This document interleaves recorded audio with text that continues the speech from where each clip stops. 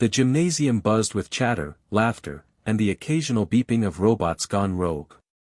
Streamers in red and gold hung from the ceiling, and rows of folding tables showcased dioramas, code-run machines, and vinegar-powered volcanoes. But Amara Johnson stood still. Table number 37, way in the back, had no flashing lights, no cardboard signs with glittery letters, no crowd. Just her.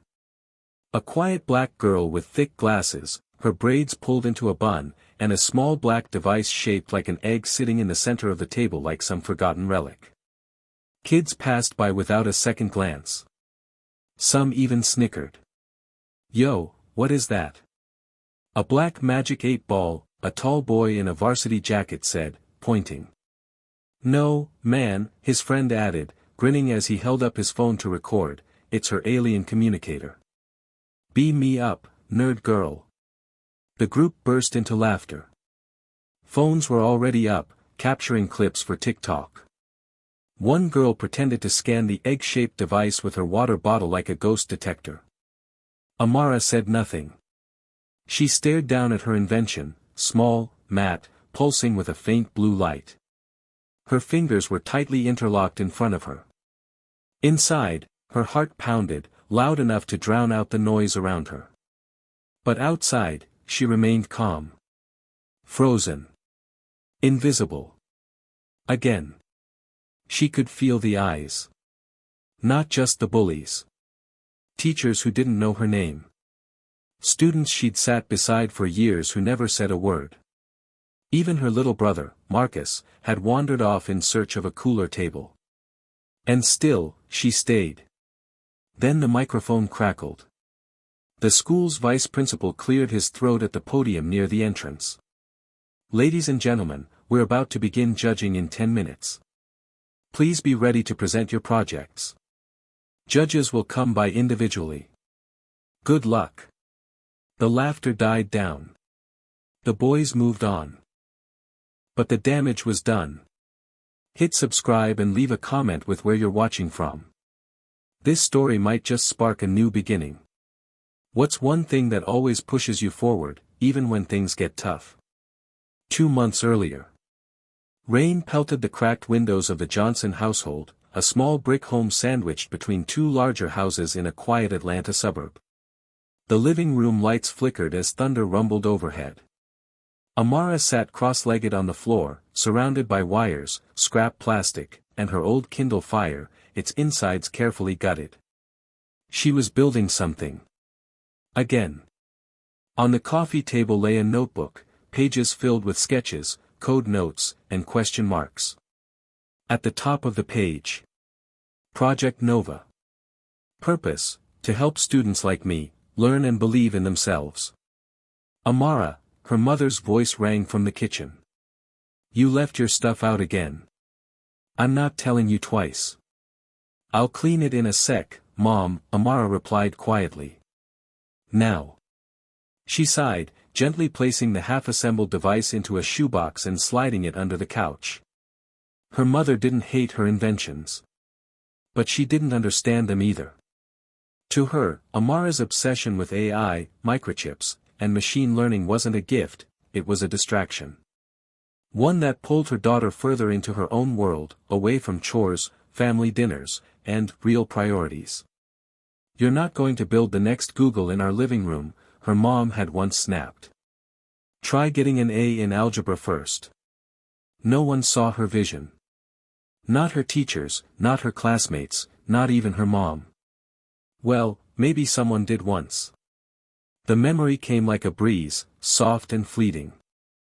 Her father's hands, large and calloused, guiding her little fingers as they unscrewed the back of an old radio. "You see this?" he'd said. "This board is the brain. Just like yours, complex and powerful. Can I make it smarter?" young Amara had asked, wide-eyed. He laughed. "Smarter than it already is? Girl, you just might." She was 9 when he died. Since then, she hadn't found anyone who spoke her language. Back in the gymnasium, Amara blinked away the memory. The judges were moving closer. Each step sounded like thunder to her ears. She quickly straightened the sign she'd handwritten. Nova, the first AI companion to help students grow confidence while they learn. It sounded better in her head. Across the room, a crowd had gathered around a solar-powered smoothie blender. Kids were laughing, sipping mango smoothies, praising a guy in a hoodie with perfect teeth. Tyler Whitman. Of course. Nobody looked her way. Except for one. Eli Monroe.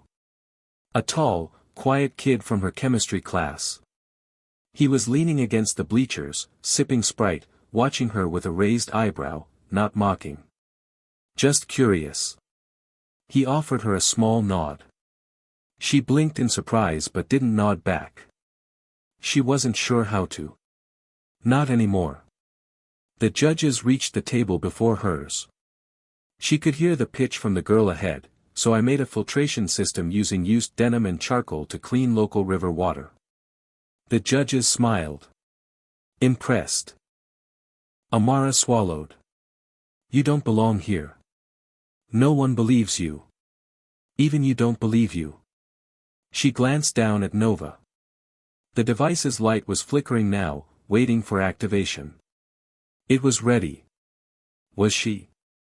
She reached under the table, fingers brushing the edge of her father's notebook. She had tucked it there this morning, just in case.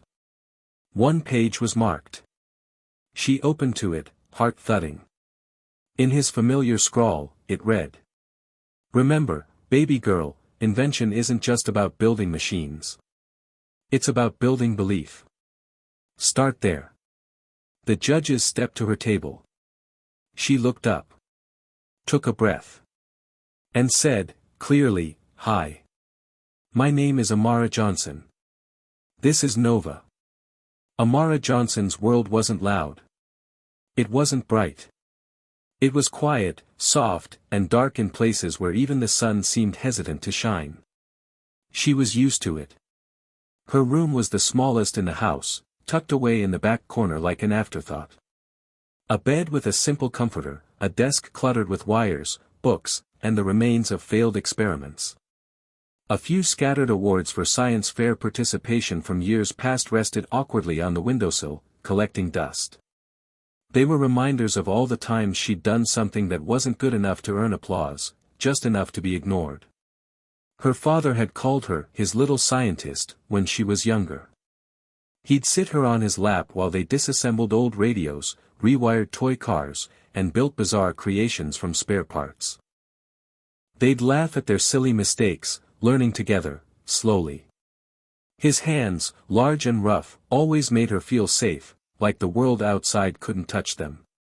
But that world had crumbled when her father died in a car accident, a sudden, irreversible collision that left her mother in a haze of grief, struggling to hold everything together. The day he died was the day Amara's world began to shrink, to turn inward.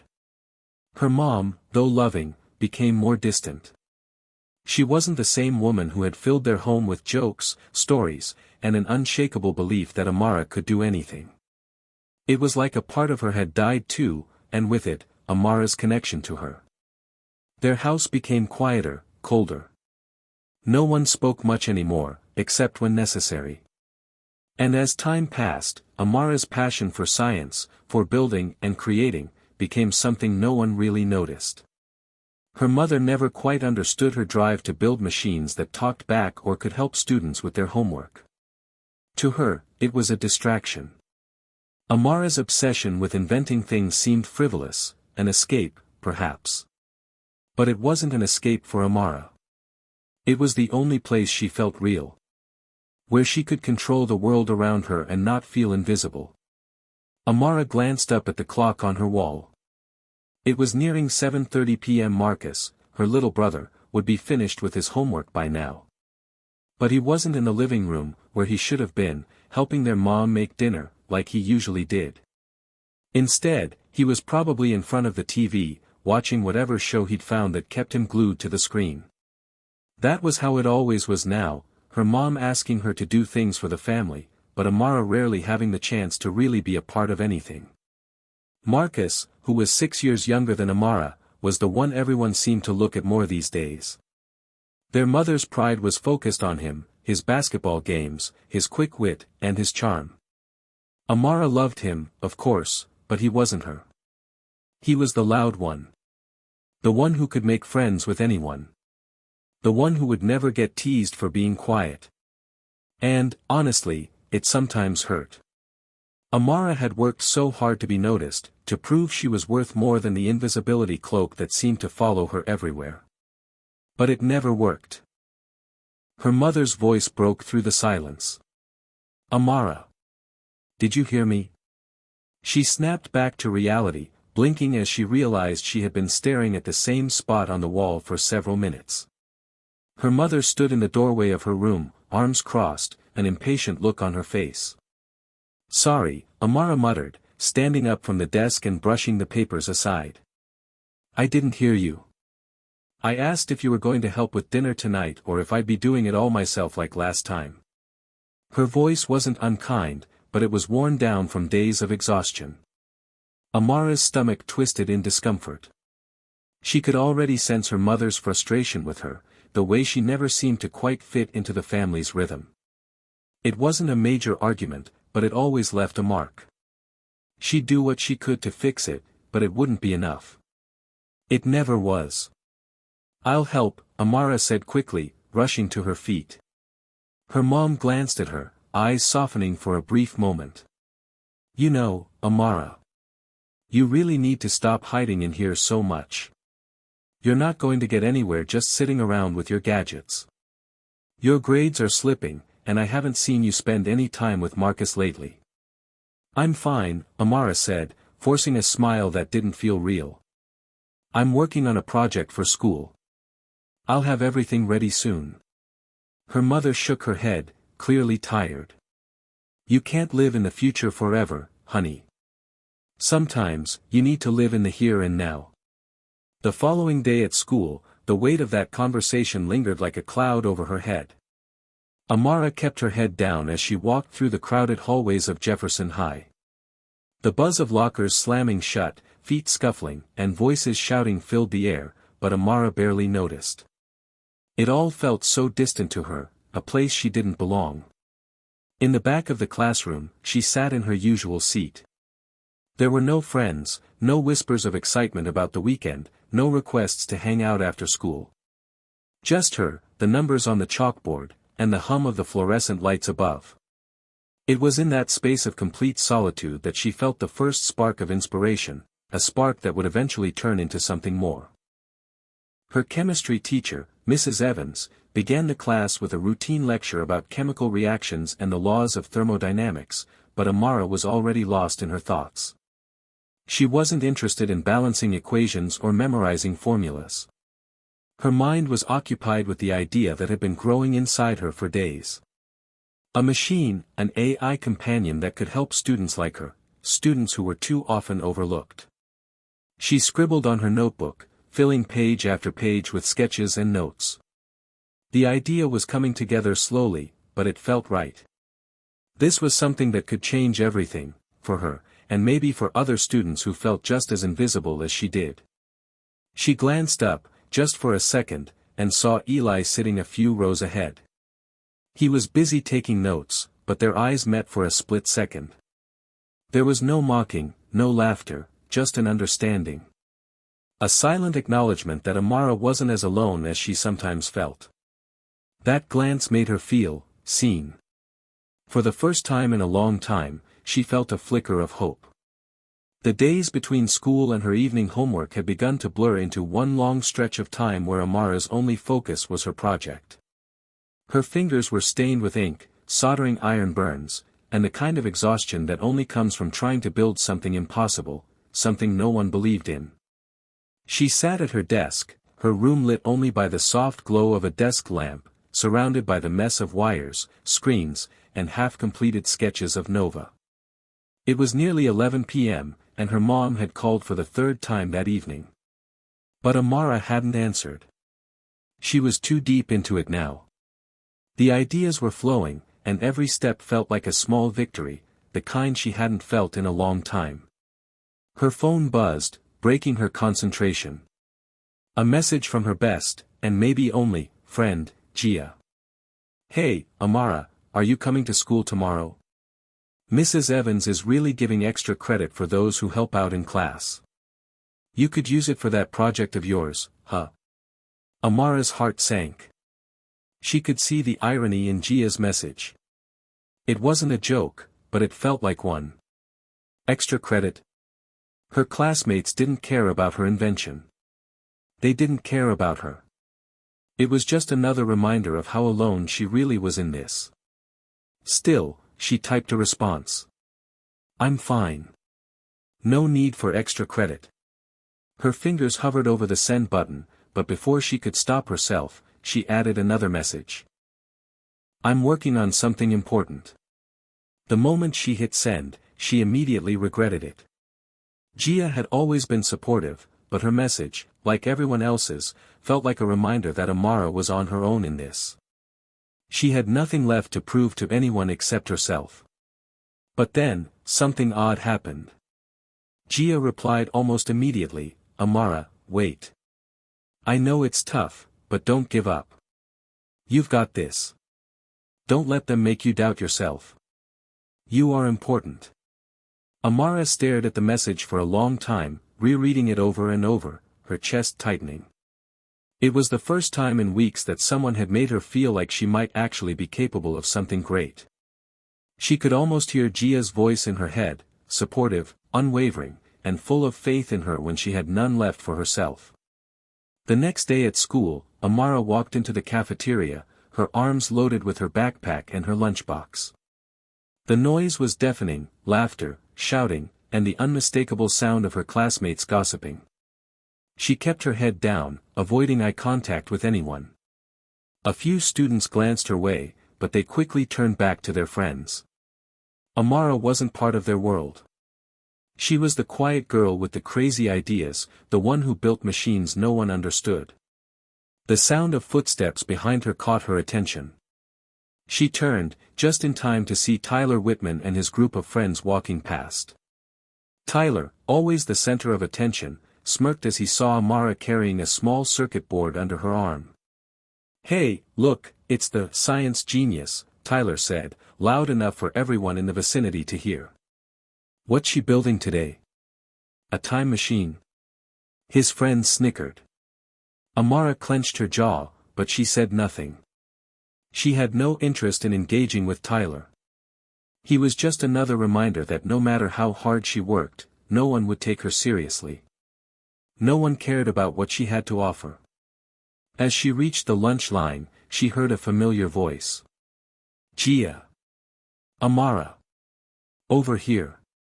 Amara turned and saw Gia waving her over from a table in the back, her bright smile a stark contrast to the cold silence Amara had been drowning in all morning. Gia's table was the one place Amara knew she wouldn't feel like an outsider. She sat down, grateful for the company. But as she opened her lunchbox, her thoughts drifted back to Tyler's words. You okay? Gia asked, noticing Amara's silence. You don't seem like yourself today. Amara hesitated before answering. I'm fine. It's just. I don't think anyone's taking me seriously with my project. No one cares. Gia raised an eyebrow. Are you kidding? Your project's amazing. I've seen you work on it for weeks. And you know what? It's going to work. Just wait until the science fair. Amara shook her head.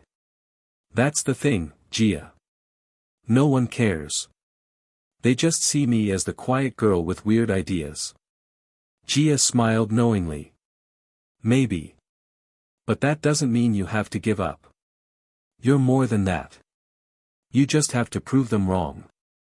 Amara's heart skipped. Prove them wrong.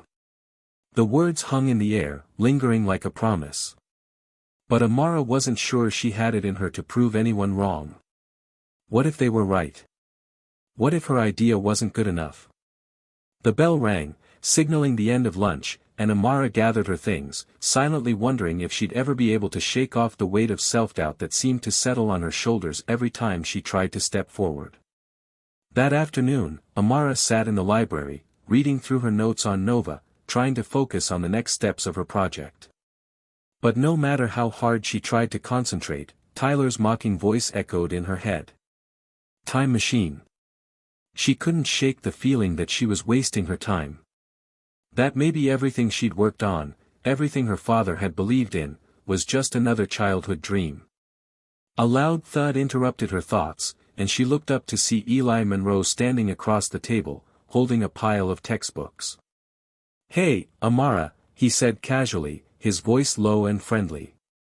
"I've been meaning to ask, is that thing on your table a part of your science fair project?"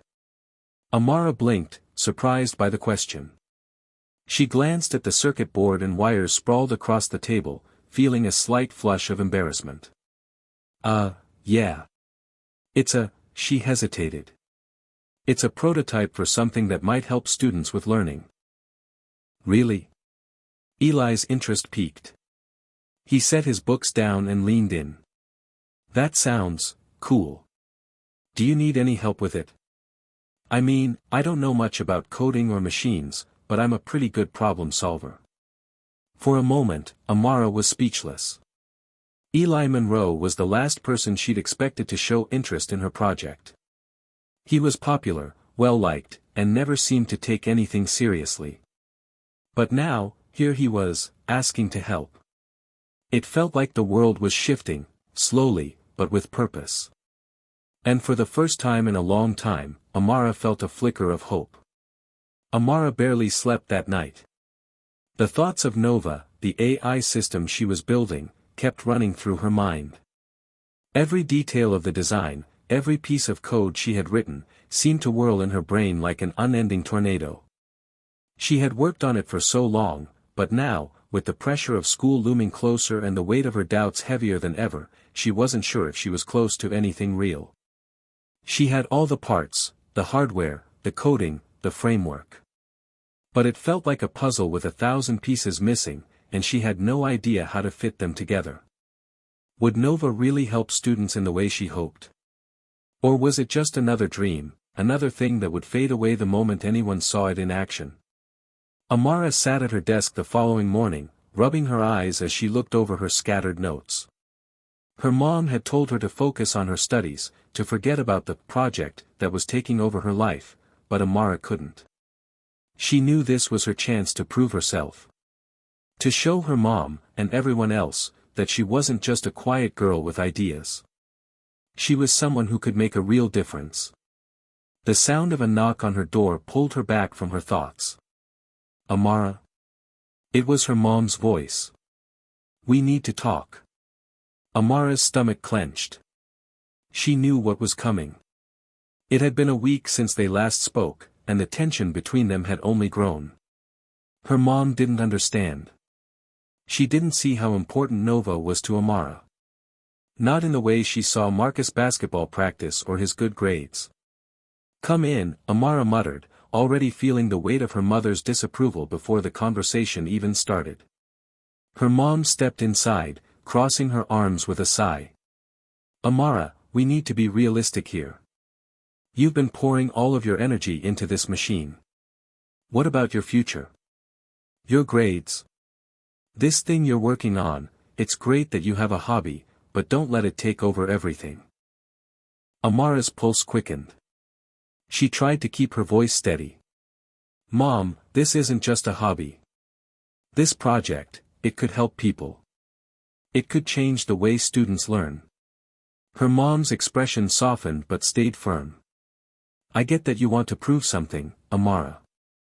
But you need to focus on what's in front of you. We can't afford for you to fall behind in school just because you're obsessed with a project. Your future matters." Amara felt her frustration build. "I'm not obsessed. I'm building something. Something real." Her mom opened her mouth to respond, but the words seemed to die on her lips. She sighed heavily instead, her shoulders sagging. "I just want you to succeed. But you're isolating yourself from everything else. From your family, from your brother." "I'm not isolating myself," Amara shot back, her voice rising. I don't fit in like Marcus does, Mom. You know that. I need to do something that's mine, something that's different. Her mom fell silent for a long moment. Then, in a quieter voice, she spoke. I know it's been hard since your dad passed, Amara. But you can't keep running away from everything else. You don't have to do it alone. Amara's breath caught. The mention of her dad always hit a nerve, pulling her back into a place she didn't want to visit. Her father had been her partner in all of this, the one who had believed in her when no one else did. He had always seen her potential, even when others couldn't. Now, he was gone, and it felt like her world was constantly tilting sideways, trying to find its balance again. I'm not running away, Amara whispered, the anger in her voice giving way to vulnerability. I need to do this. Her mom sighed again, turning to leave but pausing at the door. I'm just worried you'll regret not paying attention to the things that really matter. Don't let this project ruin your future. As her mom walked out, Amara stared at the door, feeling a familiar pang of loneliness. She wasn't sure if her mom understood, and it was frustrating, so frustrating. But Amara wasn't going to stop. She couldn't. Nova was more than just a project. It was her escape, her chance to prove herself, to show that she wasn't invisible. It was her way to step out of the shadow of everyone else and into the light.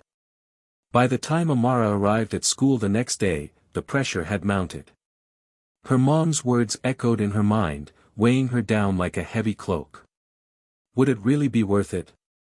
All the time, all the sacrifice, was she really doing something important, or was she just wasting her time? Would her classmates even care about something like Nova? They didn't even understand the world she was trying to build. The lunch bell rang, and Amara sat at the same table as usual, with Gia beside her. Gia, ever the optimist, noticed the tension in Amara's eyes. You okay? She asked quietly. Amara hesitated, then nodded. Yeah. I'm trying to figure out if I'm doing the right thing. I don't know if this is really going anywhere. Gia raised an eyebrow. What do you mean? Amara looked down at her half-eaten sandwich. My mom thinks I should stop. She says I'm focusing too much on this thing instead of my future. And I don't know. I feel like I'm in too deep to quit now, but also, what if she's right? What if this is all just a waste of time? Gia's voice softened. Amara, you are doing the right thing. Don't listen to what other people say. You've got a vision, and that's something most people don't have. Besides, you're not wasting your time. You're creating something. You're changing the game. So don't stop now. Amara looked up at Gia, the words sinking into her chest like a bomb. Maybe Gia was right. Maybe she could do this. But it wasn't just about proving everyone wrong anymore. It was about proving to herself that she had what it took to make a difference. Later that afternoon, Amara found herself in the library again, surrounded by her blueprints and her coding notebook. But this time, there was something different in the air.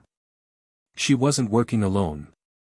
Eli Monroe had shown up after school with his usual laid-back grin. So, Eli said, leaning over her desk, what do you need help with?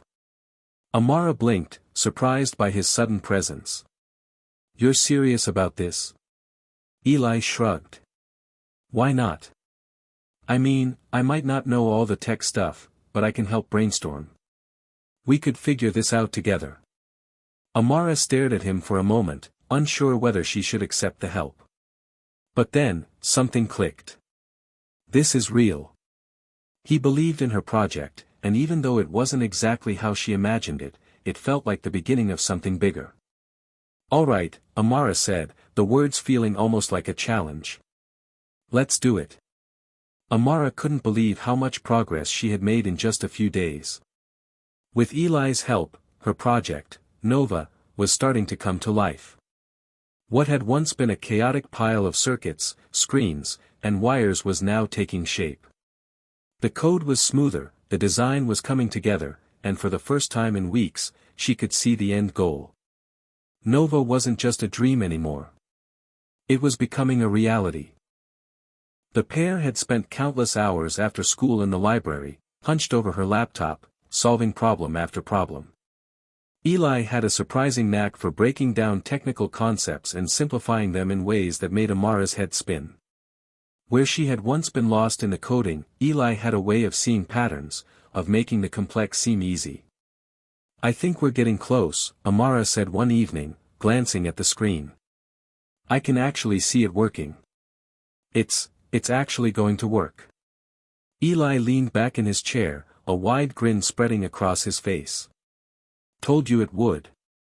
It's like you're finally bringing it all together, Amara." Amara paused, looking at him with a mix of gratitude and disbelief. "I couldn't have done this without you," she admitted. "You're the reason this is all happening. I would have given up without you." Eli shrugged, his grin never fading. "Well, you're the one with the vision. I just helped put the pieces together. You did the hard part."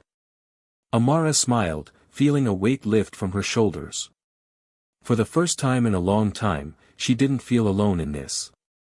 She had Eli's support, and she had Gia's unwavering faith in her. Maybe, just maybe, she could do this.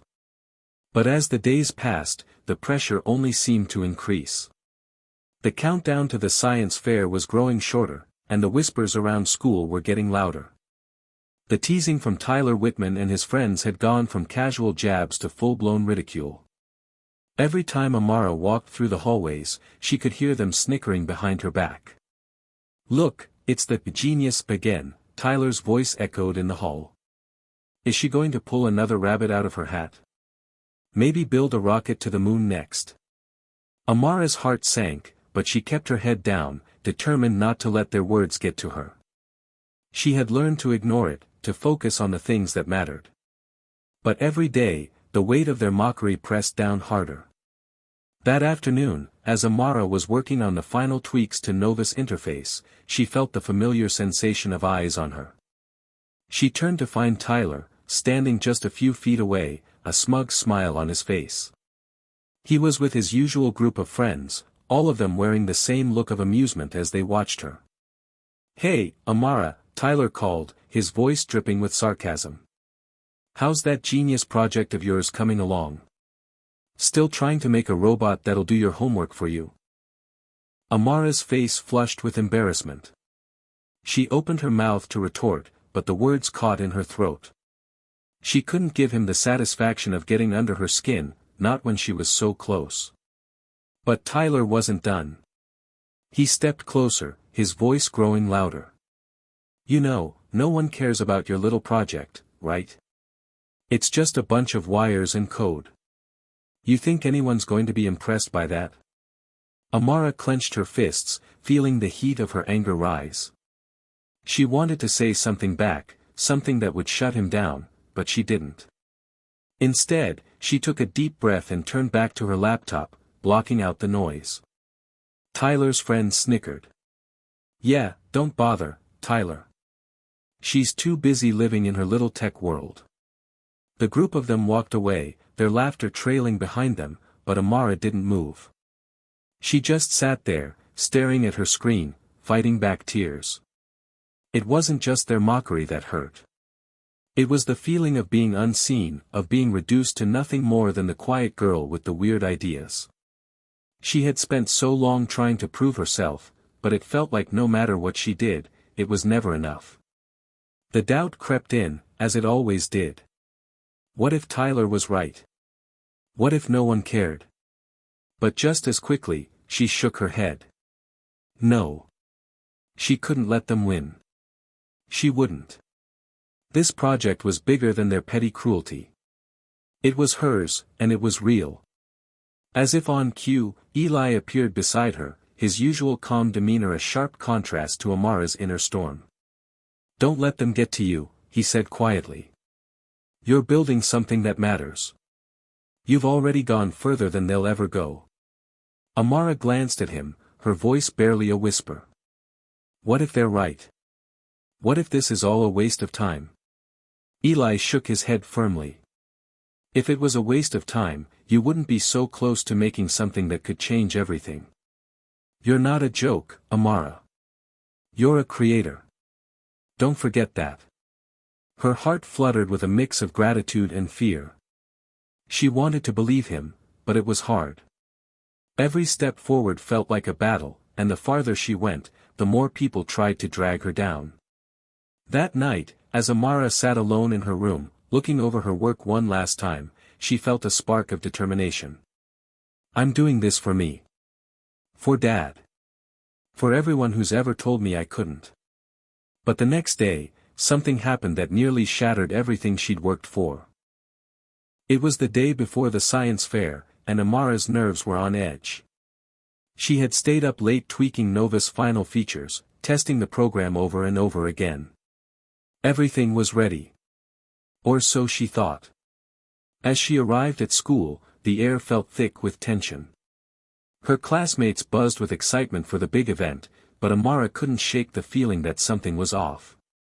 She pushed the feeling aside, telling herself to focus on the task at hand. But as she walked into the gymnasium where the science fair was being held, she saw it, her project, her Nova, was gone. In its place was a piece of paper, hastily scrawled with a message. Better luck next time, Amara. Her heart dropped. Every inch of her progress, every ounce of her effort, had been wiped away in an instant. Someone had sabotaged her. Amara's knees buckled, and for a moment, she stood frozen in shock. But then, the anger surged. Someone was trying to steal her moment, trying to erase everything she had worked for. And Amara wasn't going to let that happen. Amara stood frozen in the middle of the gymnasium, staring at the empty space where her project, her future, had been just moments before. The paper that mocked her was still hanging in the place of her invention, a cruel reminder that someone had decided to tear everything she'd worked for apart. For a moment, the world around her seemed to tilt. The voices of students talking, the hustle and bustle of the science fair preparations, all blurred into an indistinct hum. The only thing that mattered now was the hollow feeling in her chest. Her hands shook as she reached down to crumple the note. She fought back tears, struggling to keep her composure. No. I won't let them win. I've worked too hard. Amara. Eli's voice broke through her thoughts, his hand on her shoulder. She looked up at him, her eyes wide with disbelief. His expression was one of shock, but there was a spark of something else, something that told her he wasn't about to let this moment define her. Who did this? Eli asked, his voice tight with anger. Amara shook her head, still trying to comprehend the situation. I don't know. But I swear. I'll figure it out. Let's take a step back, Eli said calmly. It's not the end, Amara. We can fix this. Amara's eyes darted around the gym, seeing the other students setting up their booths. The whole atmosphere felt suffocating, but she couldn't back down now. She wasn't going to let someone's cruelty define her. You're right, she said, her voice steadier now. We're going to rebuild. I'm not giving up. The determination in her voice seemed to give Eli some confidence, and together they went to work. He helped Amara track down every single wire, circuit board, and display screen she had used. But the most important thing they needed to rebuild wasn't just the tech. It was the heart of the project. I can't just make it work the same way, Amara muttered as they worked through the night. It has to be more. It has to be perfect. We don't need perfect, Eli replied, glancing at her with a small smile. We just need it to be real. And right now, you're the only one who can make it real. As they worked side by side, Amara felt something in her start to shift. The weight of the sabotage didn't disappear, but it began to feel less heavy. With Eli's help, she was no longer alone in this. For the first time, it felt like they were a team, and that sense of solidarity gave her the strength to keep going. By the time the sun started to rise, Amara had managed to reassemble the core components of Nova. She had integrated new features, made the interface smoother, and improved the overall design. It wasn't perfect, but it was far more than she had imagined when she started this journey. It felt like a declaration that she wasn't going to back down. They had no time to waste.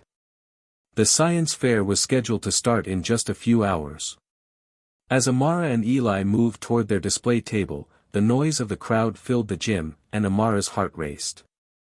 Students passed by, setting up their projects and chatting excitedly, but Amara couldn't shake the feeling that all eyes were on her. She had no idea who could have sabotaged her project, but she had a feeling the truth would come out soon enough. She wasn't going to let them destroy her now. Amara, Eli. Gia's voice called out from behind them, and Amara turned to see her friend rushing toward them, her face full of concern. Are you okay? I heard about the sabotage. Are you going to be able to present? I'm fine, Amara said, forcing a smile. We're almost done. We're going to make it work. Gia raised an eyebrow, looking from Eli to Amara, a knowing smile spreading across her face. You two really make a good team. Amara laughed softly. Yeah, I guess we do. With Gia's support, Amara and Eli finished setting up the display. The countdown to the fair's official start began, and soon enough, students, teachers, and parents started gathering around the booths. The energy in the room was palpable. Amara's nerves were a mix of excitement and fear, but as she looked at Eli, she knew she wasn't facing this alone. The judges were making their rounds, asking questions, examining each project. Amara tried to stay calm, explaining Nova's capabilities with a confident tone. But as the judges moved to the next group, a shadow passed over her. She turned to see Tyler and his friend standing just a few feet away, watching her with a look of amusement. Look at this, Tyler sneered, loud enough for everyone around to hear. Still trying to save face after your little disaster. Amara clenched her fists. She wanted to say something back, wanted to tell him just how much she had overcome. But instead, she took a deep breath, reminding herself that she was better than him. Nova was her proof that she wasn't just the quiet girl, that she could make something incredible happen, no matter how hard the road had been. Eli stood beside her, and with a nod, Amara took a step toward Tyler. Her voice was steady, though it carried an undeniable strength. I'm not here for your approval, Tyler. I'm here for the people who believe in me. Tyler scoffed, but there was a flicker of doubt in his eyes. Yeah. Well, we'll see how long that lasts. As he turned to walk away, Amara felt the air around her shift. She didn't need Tyler's validation. She didn't need anyone's approval. She had already proven everything she needed to prove to herself. The day dragged on, with more people visiting her booth, asking questions, and complimenting her project. With every passing hour, Amara felt the weight of her past doubts lighten. She had done it. Nova was a success, and more than that, she was finally starting to believe in herself. By the end of the day, the judges had made their rounds. Amara didn't win first place. But when the award ceremony began, something unexpected happened. The announcer's voice echoed through the gym. And the winner of the Outstanding Innovation Award is Amara Lewis. Amara's heart skipped a beat. She looked up, her eyes wide in disbelief. The crowd's applause roared, and Amara couldn't help but smile as she stepped forward to accept her ribbon. She glanced over at Eli and Gia, who were beaming with pride. For the first time in a long time, Amara felt like she truly belonged. She had done it, not just for her project, but for herself. The days following the science fair felt like a whirlwind. Amara hadn't expected to win the Outstanding Innovation Award, and the recognition was overwhelming. The excitement at school was palpable, with everyone talking about her project, Nova, and how it had taken everyone by surprise. It felt surreal to her, as if the whole world had shifted. She couldn't walk through the hallways without hearing her name. At first, the whispers had been about her being the quiet, weird girl who always kept to herself. Now, it was different. People were talking about how brilliant she was, how she had built something that had the potential to change the way technology interacted with the world. But despite the praise, Amara felt something uncomfortable stirring beneath the surface. It wasn't just the compliments. It was the way people now looked at her, like she was some kind of spectacle. She could feel eyes on her as she passed through the halls, and it wasn't just curiosity anymore. There was something else, something that made her skin crawl. On Tuesday morning, as she walked into her first class, she saw a group of girls she didn't know very well talking in the back of the room. They stopped talking as soon as they saw her, and she could feel the weight of their gazes. One of them, a girl named Madison, called out to her with a bright smile that didn't quite reach her eyes. "Amara. I heard you were the one who made that amazing project at the fair. That's so impressive," Madison said, her voice dripping with sweetness. Amara felt a knot tighten in her stomach. It wasn't the compliment that made her uneasy, it was the way Madison said it, like she was trying too hard to be nice. "Thanks," Amara replied, her voice careful. She didn't want to get too involved in their attention.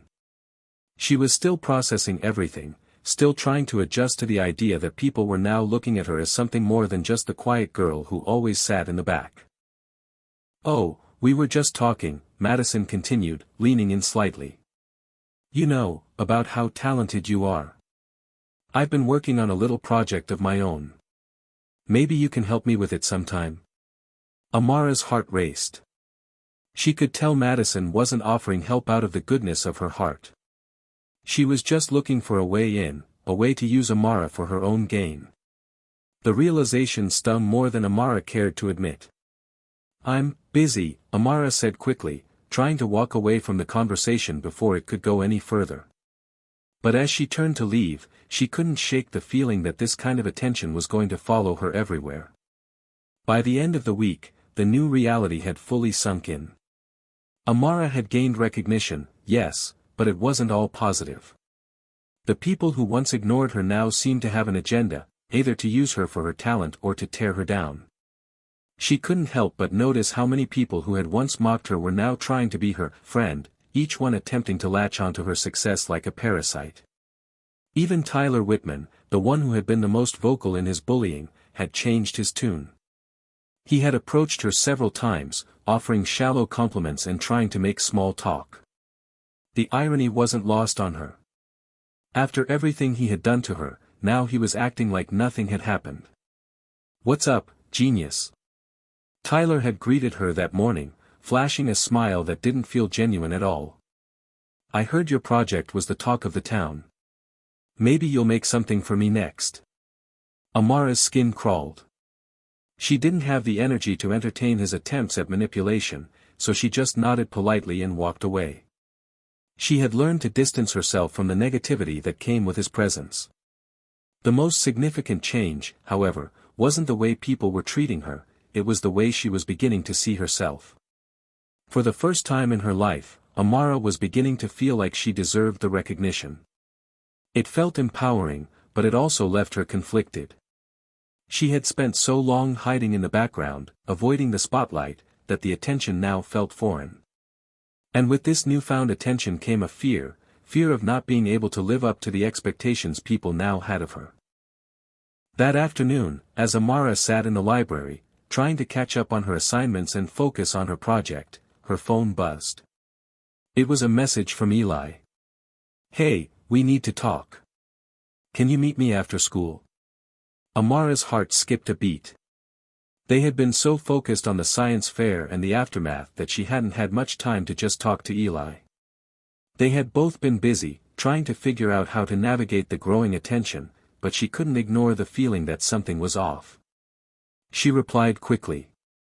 "Sure, where?" "Behind the gym.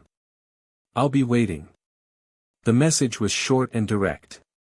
Amara wasn't sure what to expect, but her curiosity pushed her to finish up her work and head to the back of the gym. As she walked outside, she saw Eli pacing near the entrance. His face was tight with concern. "Hey," Amara greeted him, her voice a little unsure. "Hey," Eli said, his voice low. He motioned for her to follow him around the corner of the gym, away from prying eyes. "I've been hearing some stuff. People are talking, and not just about your project." Amara raised an eyebrow. "What do you mean?" Eli hesitated, clearly reluctant to say it. "There's a rumor going around that someone sabotaged your project at the fair. That it wasn't a mistake. And I think I know who did it." The words hit Amara like a punch to the gut.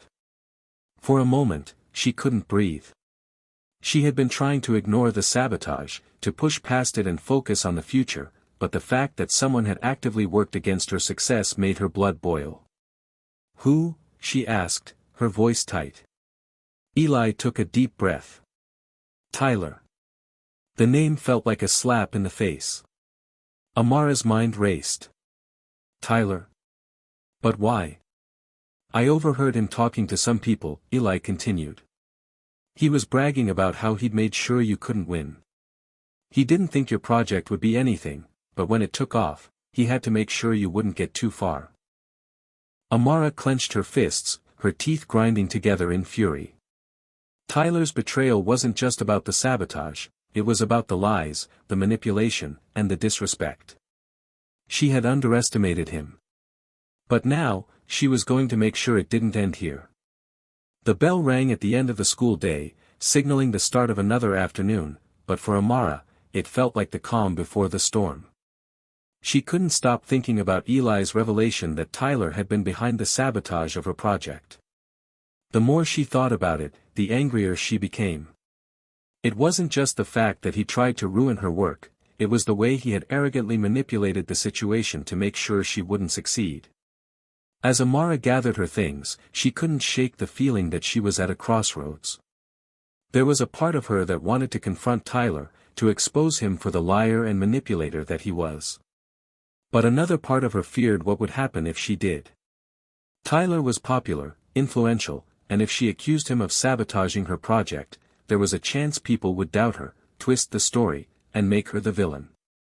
But Amara knew one thing for sure, she couldn't let this go. Not anymore. She had worked too hard to let someone like him take away what she had earned. "Amara." Gia called from behind her as she was heading toward the exit. "Wait up." Amara turned to see her friend running toward her, her face serious. "What's up?" "I heard you were talking to Eli about Tyler," Gia said, lowering her voice. "You're going to confront him, aren't you?" Amara hesitated for a moment. "I don't know. I'm still not sure how to approach this. What if no one believes me? What if they just think I'm being dramatic?" Gia crossed her arms, her expression resolute. "You've already proven yourself once, Amara. You have nothing to lose. And if you want to make sure no one ever tries to mess with your success again, you need to stand up for yourself. People will believe you. They'll believe the truth." Amara looked into her friend's eyes and saw nothing but determination. She had to admit, Gia was right. It wasn't just about standing up to Tyler, it was about standing up for herself. She had earned her recognition, and no one, least of all someone like Tyler, had the right to take that from her. "I'm going to do it," Amara said, her voice gaining confidence. "I'm not going to let him get away with this." Gia smiled. "Good. I'll be there with you. We've got your back." With that, Amara felt a surge of courage. She wasn't facing this alone. She had her friends, Eli and Gia, who would help her see this through. It wasn't going to be easy, but she was ready to fight for her truth. The next day, during lunch, Amara saw Tyler sitting with his usual group of friends at the far side of the cafeteria. He was laughing with his buddies, looking like the picture of the confident, untouchable jock he always was. But Amara knew the truth now. And she wasn't going to let it slide. She took a deep breath and turned to Eli and Gia, who were sitting beside her. "I'm going to do it," she said, her voice steady but tinged with nerves. "I'm going to confront him. Will you two come with me?" Eli nodded. "We're with you. Let's do this." Gia smiled, her expression supportive. "Just remember, you're in control of this, Amara. Don't let him intimidate you. With their encouragement, Amara stood up, her heart pounding. Every step she took toward Tyler's table felt like a small eternity. But as she reached his table, she didn't stop. She walked right up to him, and for the first time, she looked him directly in the eye. "Tyler," she said, her voice firm but calm. "We need to talk." Tyler looked up, his expression shifting to one of feigned innocence. "About what, Amara? You need help with your project?" "I mean, I'm glad you finally managed to rebuild it after that little incident." Amara felt the heat rise in her chest. He's trying to play it cool. He thinks he can get away with this. But Amara wasn't going to let him. She stood her ground. "Cut the crap, Tyler," she said, her tone sharper than she'd intended. "I know it was you. I know you sabotaged my project at the science fair." There was a moment of stunned silence. Tyler's friends looked between each other, unsure of how to react. But Tyler just smirked, leaning back in his chair as if the accusation didn't faze him. "Really?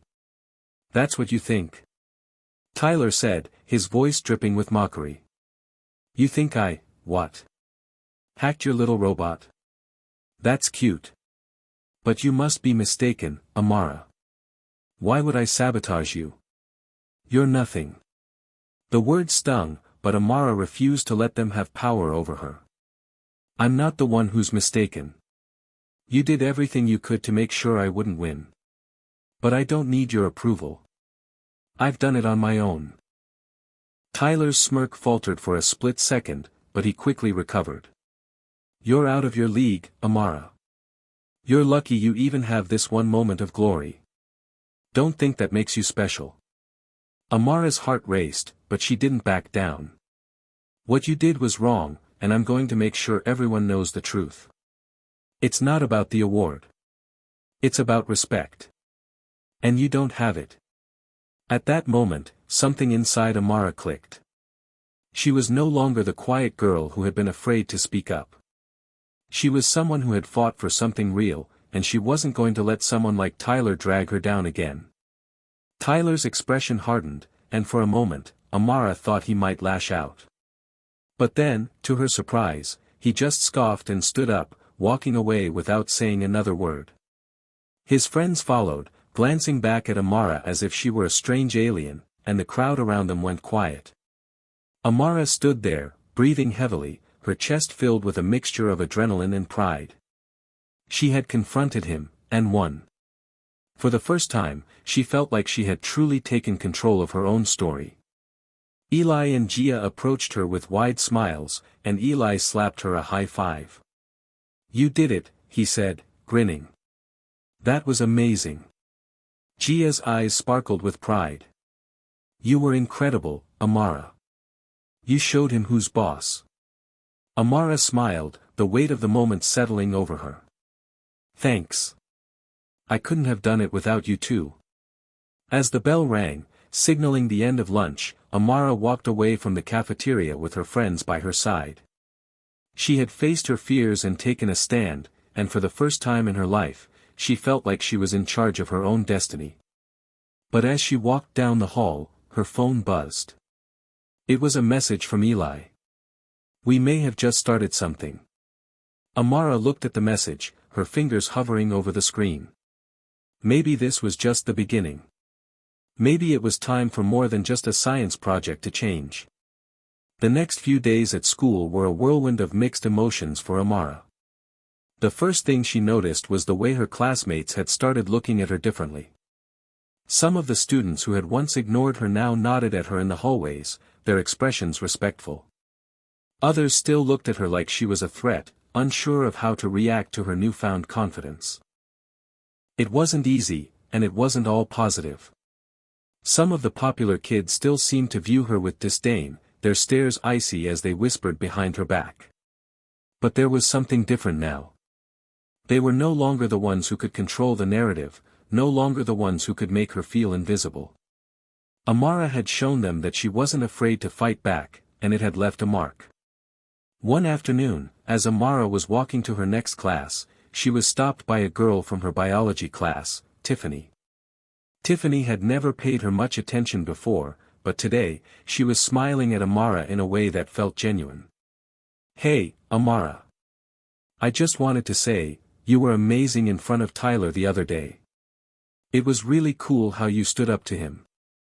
"I don't think anyone's ever done that before," Tiffany said, her voice a little tentative. Amara blinked in surprise. She had never expected Tiffany, who was friends with the cheerleaders and the popular crowd, to say something like that. "Thanks," she replied, feeling a little unsure of how to handle the sudden shift in her social world. "I didn't think I'd actually do it, but I had to." Tiffany smiled and nodded. "I get it.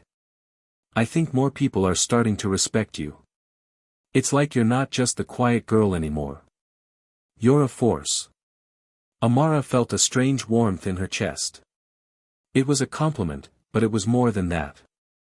It felt like validation, like she had stepped out of the shadows and was finally being seen for who she was, not just the quiet girl in the back, but someone with power and potential. As the days passed, Amara noticed the ripple effects of her actions. Students who had once avoided her were now approaching her to ask about her science project, about Nova, or about her journey to get to the science fair. Some even asked for her help with their own projects or assignments, eager to tap into her brilliance. But there were still the others, those who hadn't quite forgiven her for confronting Tyler, or who simply didn't like seeing someone like her break out of the mold they had cast her in. They whispered behind her back, mocked her with passive-aggressive comments, and made her feel like an outsider all over again. It was clear that some things hadn't changed, but Amara was no longer afraid of them. One afternoon after school, Amara sat down with Eli and Gia in the corner of the library, their usual spot. The library was quiet, the only sound being the soft rustle of pages turning and the occasional tapping of a keyboard. Amara had been deep in thought, reflecting on her newfound position at school, when Eli spoke up. "You've made a real impression, Amara. But I think it's time to take this even further." Amara raised an eyebrow. "What do you mean?" "I mean, you've got talent. The whole school's talking about your project and how you've made this huge leap. But what if we could use this momentum? What if you could take your ideas to the next level?" Amara looked at him curiously. "You mean, like, beyond the school? To something bigger?" Eli nodded, his eyes lighting up with excitement. "Exactly. You could be presenting at a bigger tech conference, or even applying for an innovation scholarship. This could open doors for you. And honestly, it's time someone like you showed the world what's possible when you don't let the bullies win." Amara felt a thrill run through her at the thought. She had never really considered that her project could go beyond the school, but now, the idea seemed not just possible but necessary. This was bigger than her science fair award. It was about proving that someone like her, someone who had been overlooked for so long, could make a real impact. "I think you're right," Amara said, her voice quiet but firm. "I've been thinking about what I want to do next, and I think I want to take Nova further. I want to make a difference." Gia, who had been listening intently, grinned. "Now that's the Amara I've been waiting to see. You've got the brains, the passion, and now, the courage. You're not just going to sit back and let this moment pass you by." Amara felt a surge of gratitude for her friends. They had supported her through so much, and now, they were encouraging her to aim even higher. For the first time, she believed it was possible to go beyond the confines of high school and make a real impact. "I don't know where to start," Amara admitted, her mind racing with possibilities. "But I want to try. I want to see if I can take Nova to a bigger stage, maybe even try for a tech innovation competition or something. I'm ready to put my work out there." Eli grinned. "That's the spirit. We'll figure it out. Together." The next few days were a blur of excitement and research. Amara threw herself into refining Nova, making tweaks to her prototype and researching potential competitions and scholarships. Eli helped her track down information on tech conferences, and Gia assisted in gathering the necessary materials for submitting her project to different competitions. But even as she worked tirelessly to get everything ready, Amara couldn't escape the lingering feeling that Tyler was watching from the shadows. She hadn't seen him much since their confrontation, but she could feel his presence in the hallways, in the whispers that seemed to follow her wherever she went. She knew Tyler wasn't going to let things go quietly. As she worked late into the night, adjusting the algorithms in Nova's software, Amara heard a knock on her door. She turned around to see her mother standing in the doorway, a warm smile on her face. "Hey, kiddo. How's everything going?" her mom asked, leaning against the doorframe. Amara smiled, putting down her laptop. "It's going well. I've been working on refining Nova and looking into some opportunities to take it further. I think this could really be the start of something big." Her mom's smile widened. "I'm so proud of you, Amara. You've come a long way from the girl who was too shy to speak up. I'm glad you're finally seeing your worth." Amara felt a swell of emotion in her chest. Her mom's support meant everything to her. "Thanks, Mom. I couldn't have done it without you." Her mom gave her a warm hug before leaving her to her work. As Amara returned to her laptop, she felt more determined than ever. She wasn't just going to let her success be a fluke. This was the beginning of something greater. As the days continued to pass, Amara worked tirelessly to get her project ready for the next step. But she couldn't shake the feeling that Tyler would try to sabotage her again. She wasn't going to let that happen. The following weeks felt like a blur. Amara spent every free moment working on Nova, refining its algorithms, perfecting its interface, and making sure it was ready to impress the judges at the tech competition she had applied for. It was the kind of event she had only ever dreamed of, and now it felt within her reach. Eli and Gia had been instrumental in helping her prepare, often staying late at her house or meeting up after school to strategize. Together, they had put together a presentation, researched the most common mistakes in tech pitch competitions, and even practiced their speeches. It felt like a full team effort, and for the first time, Amara didn't feel alone in her journey. But as the days drew closer to the competition, Amara began to feel the weight of the pressure mounting. It wasn't just about getting her project ready, it was about proving to everyone, including herself, that she was capable of doing something extraordinary. "I'm so nervous," Amara confessed one night as she sat in front of her laptop, reviewing her pitch slides for the 100th time. "You've got this," Eli said, leaning back in his chair. "You've been working on this for months now.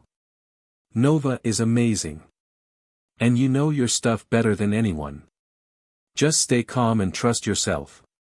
Gia nodded in agreement. "You're not the same girl who stayed silent in the back of the class anymore. You've got the talent, Amara. And if anyone can do this, it's you." Amara took a deep breath and smiled at her friends. They were right. She had already overcome so much. This was just another hurdle, and she was going to jump it. The day of the competition finally arrived, and the nerves hit Amara like a tidal wave. She woke up early, dressed in a sharp blazer and slacks, and spent the morning reviewing her pitch. The event was being held at a prestigious convention center downtown, with hundreds of students, professionals, and tech enthusiasts in attendance. It felt surreal to even be in the same room with so many influential people in the tech industry. As they arrived at the convention center, Amara couldn't help but feel a mix of awe and anxiety. The building was massive, with banners hanging from the ceiling showcasing some of the biggest tech companies in the world. It was the kind of place that made her feel small, but also like she belonged there for the first time. "You okay?" Gia asked, sensing her hesitation as they walked through the bustling lobby. Amara nodded, trying to steady her breathing. "Yeah, just a little overwhelmed. But I've come this far. I'm not turning back now." The trio made their way to the registration table, where they picked up their badges and directions to the main hall. As they approached the exhibition area, Amara spotted several other contestants setting up their displays, sophisticated robotics, cutting-edge software, and even some augmented reality projects. It was clear that the competition was fierce. She set up her booth, ensuring Nova was positioned perfectly on the display table. The robot's sleek design and flashing lights drew curious glances from passing students and professionals. Amara felt a small thrill each time someone stopped to take a closer look. "Not bad, huh?" Eli said, admiring the setup. "It's great," Amara said, trying to hide the nervous tremble in her voice. "But what if my presentation isn't good enough? What if the judges don't think Nova is impressive?" Gia placed a reassuring hand on her shoulder. "You've already made it this far, Amara. You're here because they think you have something worth seeing. All you have to do is show them what you've got." Before Amara could respond, the loudspeaker crackled to life, announcing the start of the competition. Her heart skipped a beat as the announcer instructed all contestants to gather for the opening ceremony. She took a deep breath, gathered her notes, and followed her friends toward the main hall. The opening ceremony was short but exhilarating. The atmosphere was charged with excitement as the event organizers welcomed everyone and laid out the schedule for the day. Amara's nerves were high, but she knew that this was her moment. Her first round was scheduled for the afternoon, and as the time grew closer, she couldn't help but notice the people around her, other students preparing their pitches, their nerves palpable. Some of them looked confident, others clearly uncertain, but all of them had one thing in common: they were all chasing something bigger than themselves. Amara wasn't just competing for a trophy, she was competing for recognition, for validation, and for a future that wasn't defined by the people who had tried to hold her back. "Ready?" Eli asked, appearing beside her just as the first round began. "I think so," Amara replied, her voice steadier than she felt. "Let's do this." Gia gave her a final hug. "We're right here cheering for you. You've already proven you belong. Just go out there and show them what you've got." With her friends by her side, Amara took her place in the lineup, her stomach doing flips. The competition was about to begin. When her turn came, Amara stepped onto the stage in front of a panel of 3 judges, 2 professionals from major tech companies and 1 university professor. The audience was filled with other students, parents, and industry experts, all watching intently. Amara's heart pounded as she set up Nova on the table in front of her, preparing to speak. She had practiced this moment 100 times in front of the mirror, but now that it was real, everything felt different. She cleared her throat. "Good afternoon, everyone. My name is Amara Thompson, and I'm here today to present Nova, an autonomous robot designed to assist people with disabilities. Nova combines AI-driven machine learning with intuitive design, allowing it to adapt to its users' needs in real time." She began her pitch, explaining the functionality of Nova, its ability to interact with its environment, and the unique features that set it apart from other technology in the market. Her words flowed more easily than she expected, and as she spoke, she saw the judges' faces change, first skeptical, then impressed, and finally intrigued. Amara showed them how Nova could respond to voice commands, navigate a room, and even help with simple tasks like fetching objects or providing reminders for medication. As she demonstrated the robot's capabilities, she noticed the room growing quieter, the attention of the audience fully drawn to her. By the time she finished her presentation, Amara felt a surge of adrenaline. She had done it. She had spoken clearly, explained her project, and shown the judges that Nova wasn't just an idea, it was a potential game-changer. The lead judge, a middle-aged man with glasses, smiled at her. "Impressive work, Amara. We don't see many projects like this. Your attention to detail and the real-world application of this technology is something we believe has a lot of potential." Amara felt a flush of pride at the praise, but she knew this wasn't the end. There were still more rounds to go, and other competitors to face. Later that day, after her presentation, Amara found Eli and Gia waiting for her by her booth. They were both grinning from ear to ear. "You did it. That was amazing," Eli exclaimed.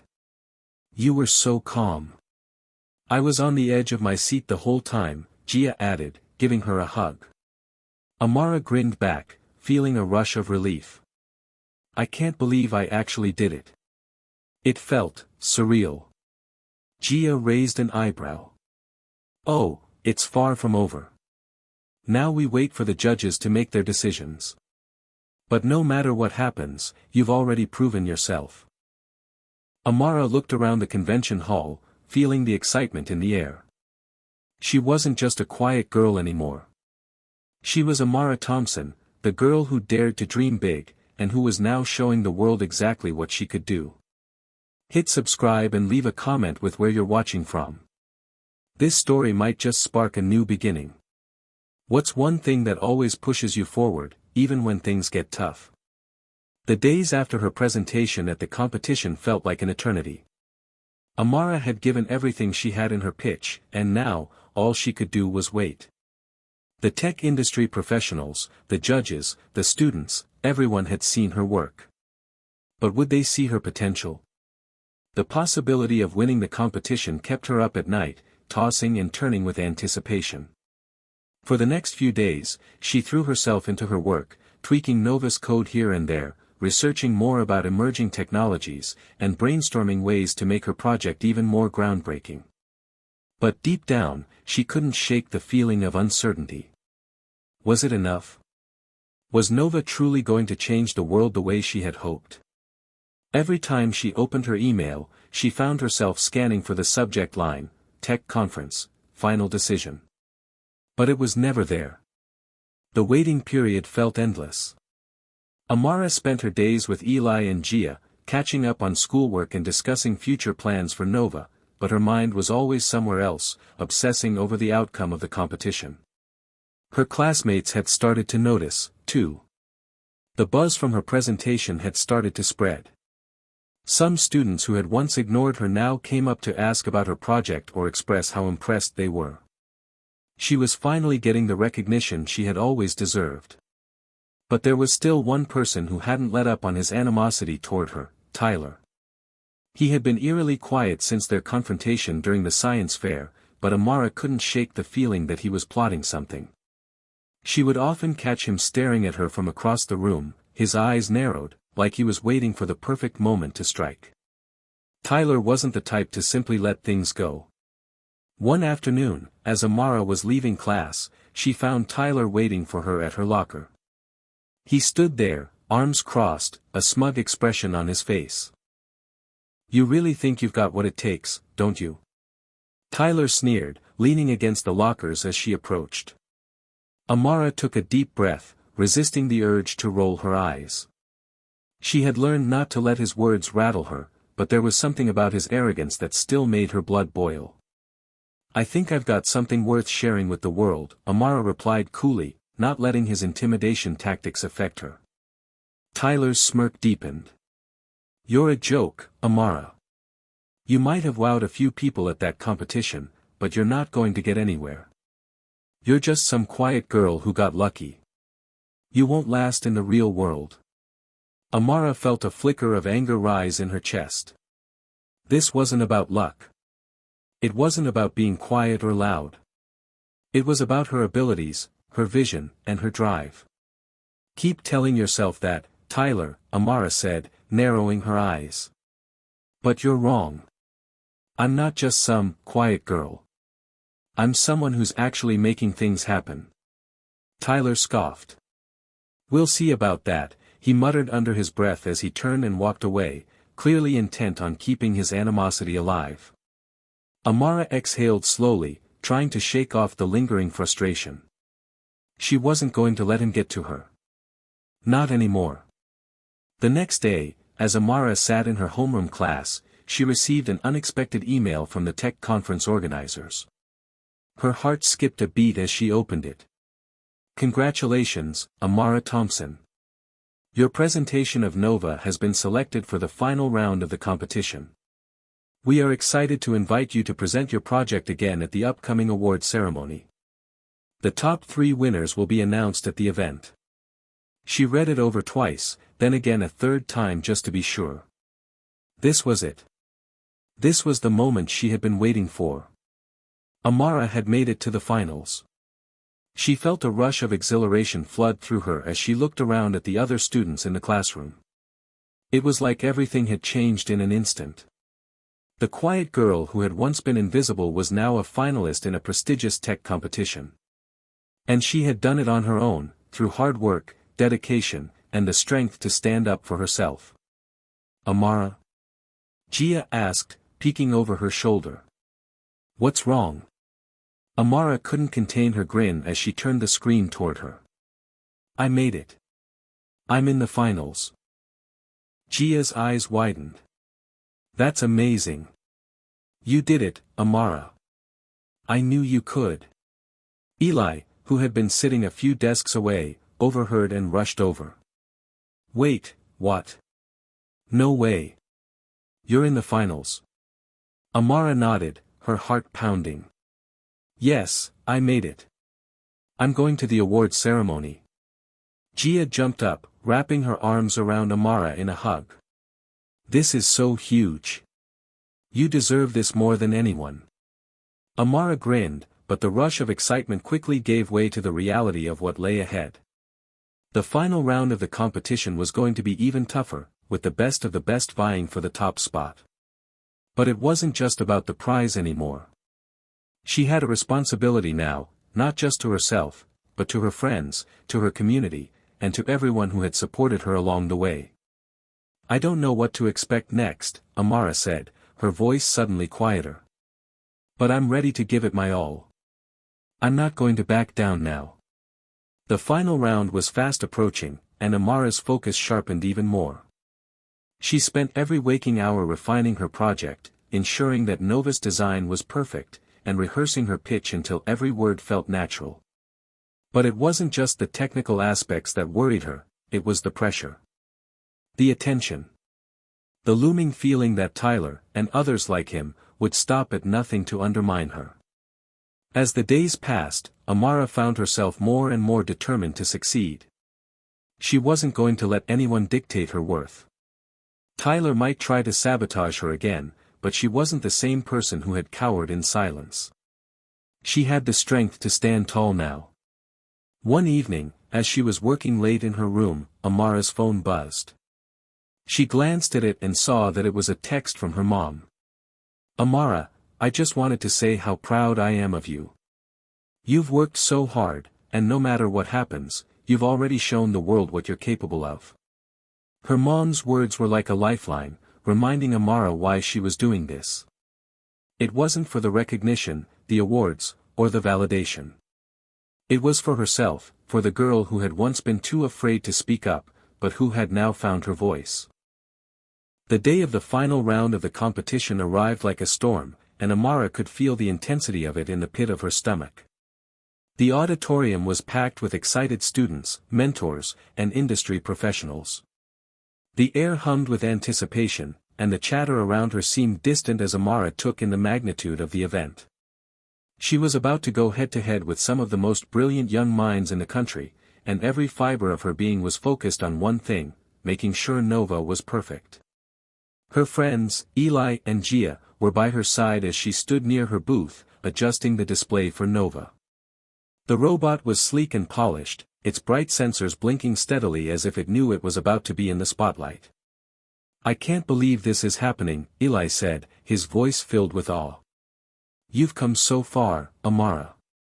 You're already a winner, no matter what happens. Gia squeezed her shoulder. We're so proud of you. Just remember to breathe. You've got this. Amara smiled weakly but felt the pressure of the moment weighing on her. The room was filled with competing projects, some robotic, some software-based, and others even focused on environmental sustainability. It was clear this was going to be the fiercest round yet. But as Amara scanned the room, her eyes landed on a familiar face. Tyler. He was standing at the opposite side of the room, chatting with a group of students, but his gaze flicked toward her for a brief moment. Amara could see the smirk on his face, and she knew that he wasn't just here to watch, he was waiting for his chance to strike. Amara, you're up in 10 minutes, a voice from the organizer's table called out, snapping Amara from her thoughts. She nodded, her heart racing as she glanced at her friends. "Here we go. Wish me luck." "You don't need luck," Gia said confidently. "You've worked for this. Now go show them." With a final deep breath, Amara made her way to the stage, where a large projector displayed the names of each contestant along with the titles of their projects. As she approached the front of the room, the eyes of the audience shifted toward her. Amara set up Nova in front of her, giving the robot a quick glance. It was more than just an invention, it was a symbol of all the late nights, the struggles, the growth, and the quiet victories she had fought for. Nova was her dream made real, and she wasn't going to let anything take that away from her. When the announcer called her name, Amara stood tall, feeling the weight of every eye in the room on her. Her throat went dry, but she steadied herself, focusing on her message. "Good afternoon. My name is Amara Thompson, and I am here to present Nova, a revolutionary project that aims to change the way we assist people with disabilities. Nova combines cutting-edge artificial intelligence with adaptive technology to offer real-time support to those who need it most." She began her pitch, explaining how Nova used voice commands, AI-based learning algorithms, and real-time data collection to improve its functionality for each user. As she demonstrated Nova's capabilities, navigating the robot through various obstacles and interacting with users via a mock interface, she felt the energy in the room shift. People were listening. Her demonstration was flawless, everything worked exactly as it was supposed to. But then, just as Amara felt a surge of confidence, she heard something. A quiet but unmistakable sound, a small beep, like the one Nova made when it encountered an error. Her stomach dropped. She had tested Nova 1,000 times, and there had never been an issue. Had something gone wrong? Was this part of the sabotage she'd feared? Nova paused, and a flashing error message appeared on its interface. Amara's mind raced. She glanced toward the judges, who were now all watching her closely, their expressions a mix of confusion and concern. Her presentation was slipping away. "Amara, do you need help?" one of the judges, a woman with short brown hair, asked. Amara took a deep breath. No. She wasn't going to let this mistake define her. She quickly tapped the console in front of her, overriding the error in a few swift movements. The problem had been minor, a connection glitch between the robot sensors and the interface. Within seconds, Nova was back online. "I apologize for the brief interruption," Amara said, keeping her voice steady. "This was a minor glitch, but it's part of the reason Nova's system is designed to learn and adapt. It's flexible, and errors are expected, but they're quickly corrected. That's the beauty of machine learning."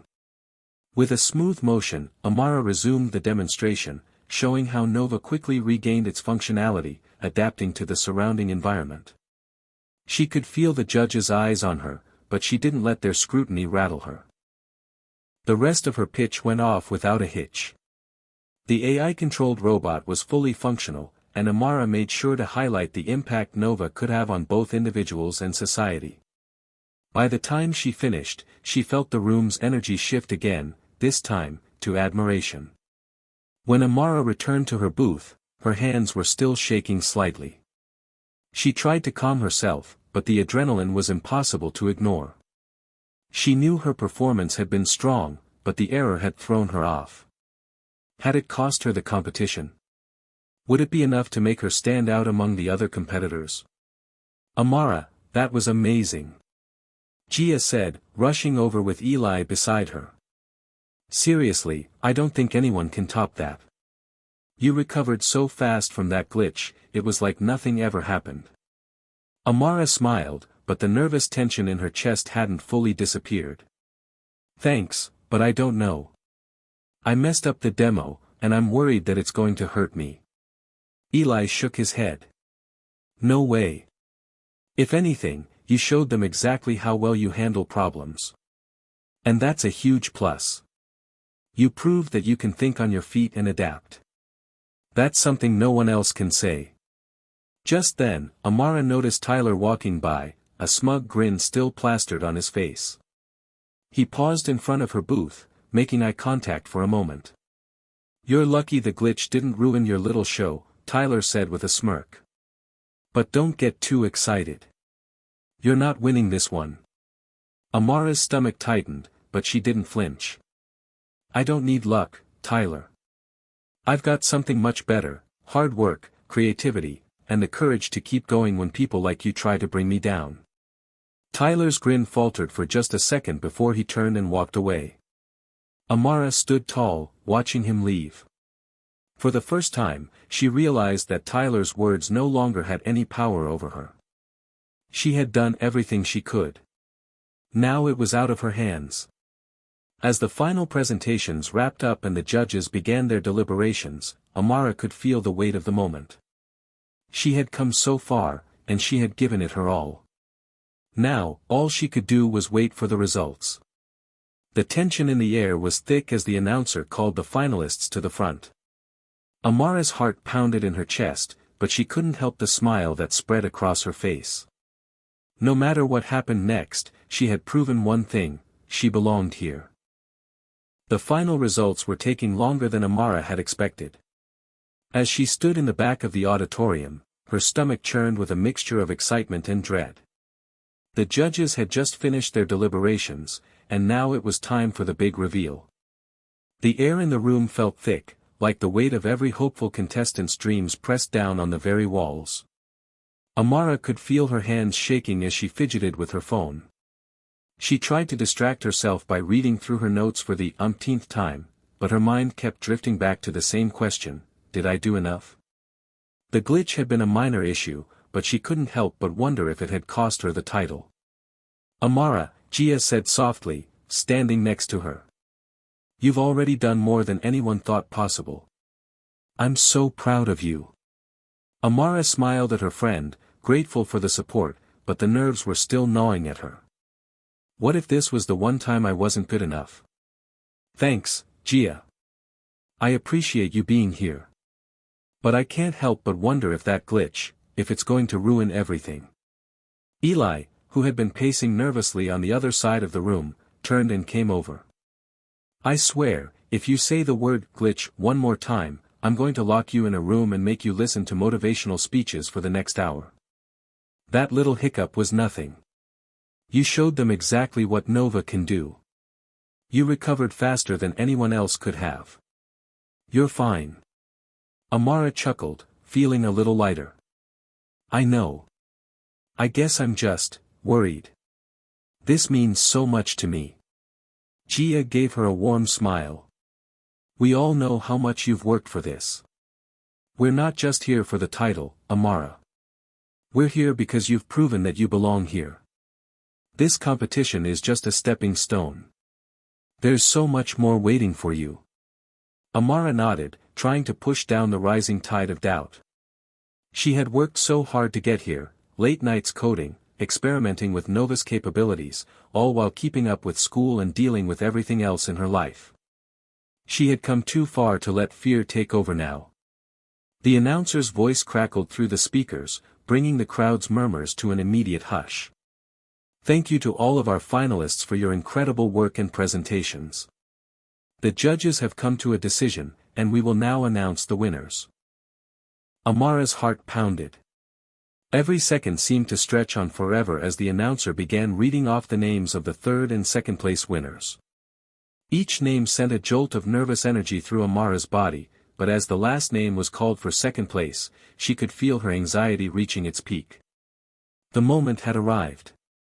And the first place winner of the 2025 National Tech Innovation Competition is Amara Thompson. For a split second, the world seemed to stop. Amara blinked, unsure if she had heard correctly. Did they just say her name? Her hands flew to her mouth as she realized it was true. The entire auditorium erupted into applause, and a wave of disbelief and joy flooded over her. She had won. "Amara, get up there. Go!" Eli shouted, grinning ear to ear. Gia was already cheering, her arms flailing in the air. Amara stood frozen for a moment, overwhelmed by the weight of the moment. But when she finally snapped out of her daze, she moved forward, her legs carrying her across the stage to accept the prize. The spotlight felt almost blinding as she stepped up to the podium, where a giant golden trophy waited for her. The applause grew louder, and she could barely hear her own heartbeat over the roar of the crowd. "Thank you," Amara managed to say into the microphone, her voice trembling slightly. "I can't even begin to express how much this means to me. I've been working on this project for months, and it's more than just a robot. It's a reflection of everything I've fought for. I want to thank my family, my friends, and everyone who believed in me." She took a deep breath, glancing at Eli and Gia in the crowd. They were beaming, their pride shining brighter than the trophy in her hands. Then, she turned to the audience and continued, "I dedicate this win to everyone who's ever been told they don't belong. I'm here because I refuse to let anyone tell me what I couldn't do. This is for all of us." The crowd erupted again, and Amara felt a surge of pride swell within her. For once in her life, she truly felt seen. The quiet girl, the one who had been ignored and underestimated, had just won a national competition. She had made her mark. After the ceremony, Amara was surrounded by reporters, industry professionals, and a handful of students who wanted to congratulate her. Her phone buzzed with messages of congratulations from family and friends. It was overwhelming, in the best way possible. As she stood near the back of the auditorium, trying to catch her breath, she saw a familiar figure approach. It was Tyler. His usual cocky demeanor was gone, replaced by a tight-lipped expression. He walked toward her, and for a brief moment, Amara felt her heart drop. Was he here to try and ruin this moment for her? "Congratulations," Tyler said, his voice almost devoid of emotion. "I didn't expect you to win, but you did. You actually did." Amara looked at him, searching his face for any sign of sarcasm or bitterness. To her surprise, his words seemed sincere. There was no mocking tone, no derision. Just an acknowledgement of her hard work. "Thanks, Tyler," she said, her voice steady. "It wasn't easy, but I'm glad I made it." For a long moment, Tyler just stared at her, almost as if he was seeing her for the first time. Then, with a resigned nod, he turned and walked away. Amara stood there for a moment longer, watching him leave, before the reality of the situation fully hit her. It wasn't about him. It never had been. That evening, as Amara sat in her room, cradling the trophy in her hands, she thought about how far she had come. She had faced so many challenges, people who doubted her, her own self-doubt, and the constant pressure to prove herself. But she had done it. This was just the beginning. Nova was going to change lives, and Amara knew that this competition was only the first step towards something much bigger. But for now, she allowed herself a quiet moment of reflection. Her phone buzzed again, interrupting her thoughts. It was a message from her mom. "I'm so proud of you, Amara. You did it. You showed the world who you are." Amara smiled, her heart swelling with love. She typed back quickly. "Thanks, Mom. I couldn't have done it without you." As she set the phone down, Amara looked at the trophy once more. This was more than just an award. It was proof that she had never given up, no matter how many times the world had told her she didn't belong. Now, she was standing at the beginning of something extraordinary. The road ahead wouldn't always be easy. There would be more obstacles, more challenges. But Amara knew one thing for sure, she was ready to face them. After all, the quiet girl had just changed the world. The weeks following the competition felt like a whirlwind. Amara had barely had time to catch her breath before the offers started flooding in. Emails, phone calls, and invitations to prestigious tech companies and universities poured in, all eager to meet the girl who had revolutionized the world of adaptive technology. She had won a national competition, yes, but now, she was being thrust into the very spotlight she had once only dreamed of. It was both thrilling and overwhelming. Amara sat at her desk, staring at the half-opened envelope in front of her. The logo on the letterhead was unmistakable, a tech giant known for its cutting-edge innovations. The letter inside was a job offer for an internship with their R&D department. The salary was competitive, and the position would give her access to some of the best minds in the industry. It was a once-in-a-lifetime opportunity. And yet, as Amara stared at the letter, she couldn't shake the feeling of uncertainty that had settled in her stomach. This wasn't just a career choice, it was a decision that would shape her future in ways she wasn't sure she was ready for. Amara. Dinner's ready, her mom called from downstairs. Amara sighed and shoved the letter aside, running a hand through her hair. She had spent the last few days reading and rereading every offer that came her way, each one more enticing than the last. But they all came with their own set of challenges, whether it was the pressure to move to a new city, the constant demand for innovation, or the sacrifice of time with her family and friends. When she walked downstairs, her mom was already at the kitchen table, setting out plates. "Hey, you look like you're deep in thought," her mom said, glancing up from the stove. "What's going on?"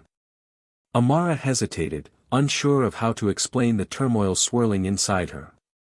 "I've got all these offers, Mom. It's amazing, but I don't know what to choose. It feels like everything is happening so fast. I've spent my whole life working towards something like this, and now I'm terrified I'll make the wrong choice." Her mom paused, wiping her hands on a dish towel as she sat down across from Amara. "Sweetheart, you've always known what you wanted. You've worked so hard to get here. Maybe it's time to trust yourself. No matter what you choose, I know you'll make it work." Amara looked at her mom, her heart swelling with emotion. The weight of her mom's belief in her was both comforting and daunting.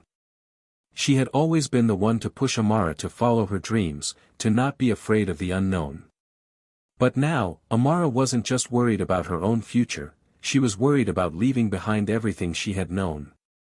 "I guess I just feel like I'm not ready. These opportunities are huge, and what if I mess up?" Amara admitted, her voice cracking slightly. Her mom smiled warmly.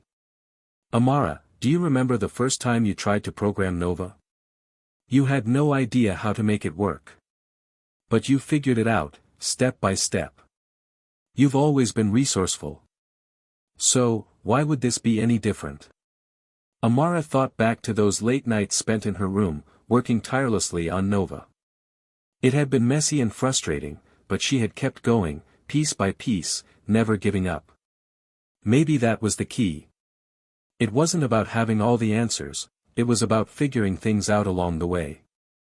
"You're right, Mom," Amara said, a small smile tugging at her lips. "I guess I just need to trust myself a little more." Her mom winked at her. "You've got this. You've always had it." Later that night, Amara sat in her room, staring at the offers again. She opened another email from a prestigious university offering her a full scholarship to their engineering program, alongside a research position to work with their tech department. It was the dream of every aspiring engineer. And yet, the idea of leaving home for years felt daunting. She loved her school, her friends, and the community she had built. She wasn't sure she was ready to walk away from it all. Just then, her phone buzzed, pulling her out of her thoughts. It was a message from Eli. "Eli, hey, just wanted to remind you that you're doing awesome. But also, have you decided yet? We need to know if you're leaving for college, like, right now." Amara smiled at the text, feeling the weight of her decision pressing down even harder. Eli had been a constant source of support throughout this journey, from the late-night study sessions to the countless pep talks. He had always been there for her, and she knew his support would continue no matter what decision she made. Still, this was a decision that only she could make. As she typed a response, she felt a wave of warmth spread through her. "Amara, I don't know yet. I'm still figuring it out. But thanks for always being there." A few seconds later, Eli replied, "You don't have to figure it out alone.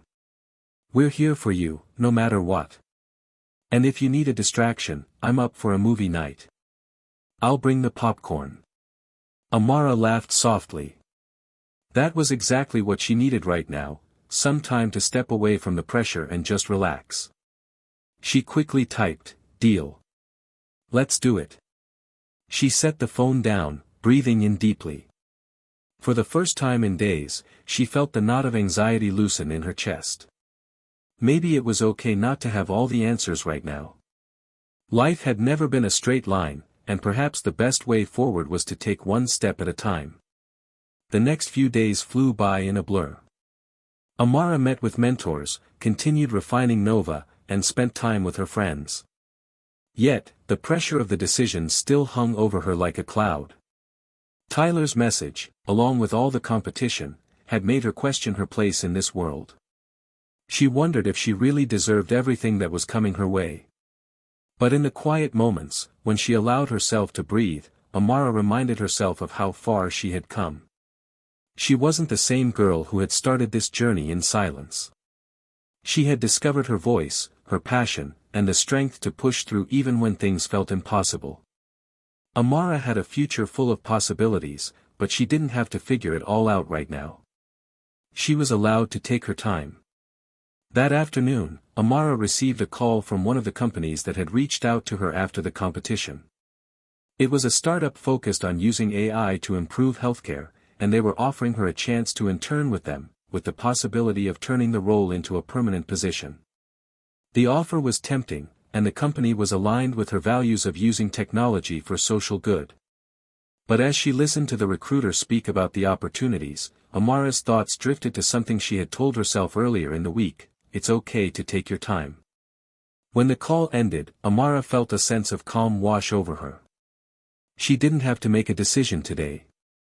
She didn't have to have everything figured out right now. She would choose the path that felt right when the time came. Later that night, Amara sat on her bed with a notebook, jotting down everything that mattered to her, her goals, her values, her dreams. The decision was still looming, but for the first time, Amara didn't feel paralyzed by it. She felt ready to step into the unknown, one step at a time.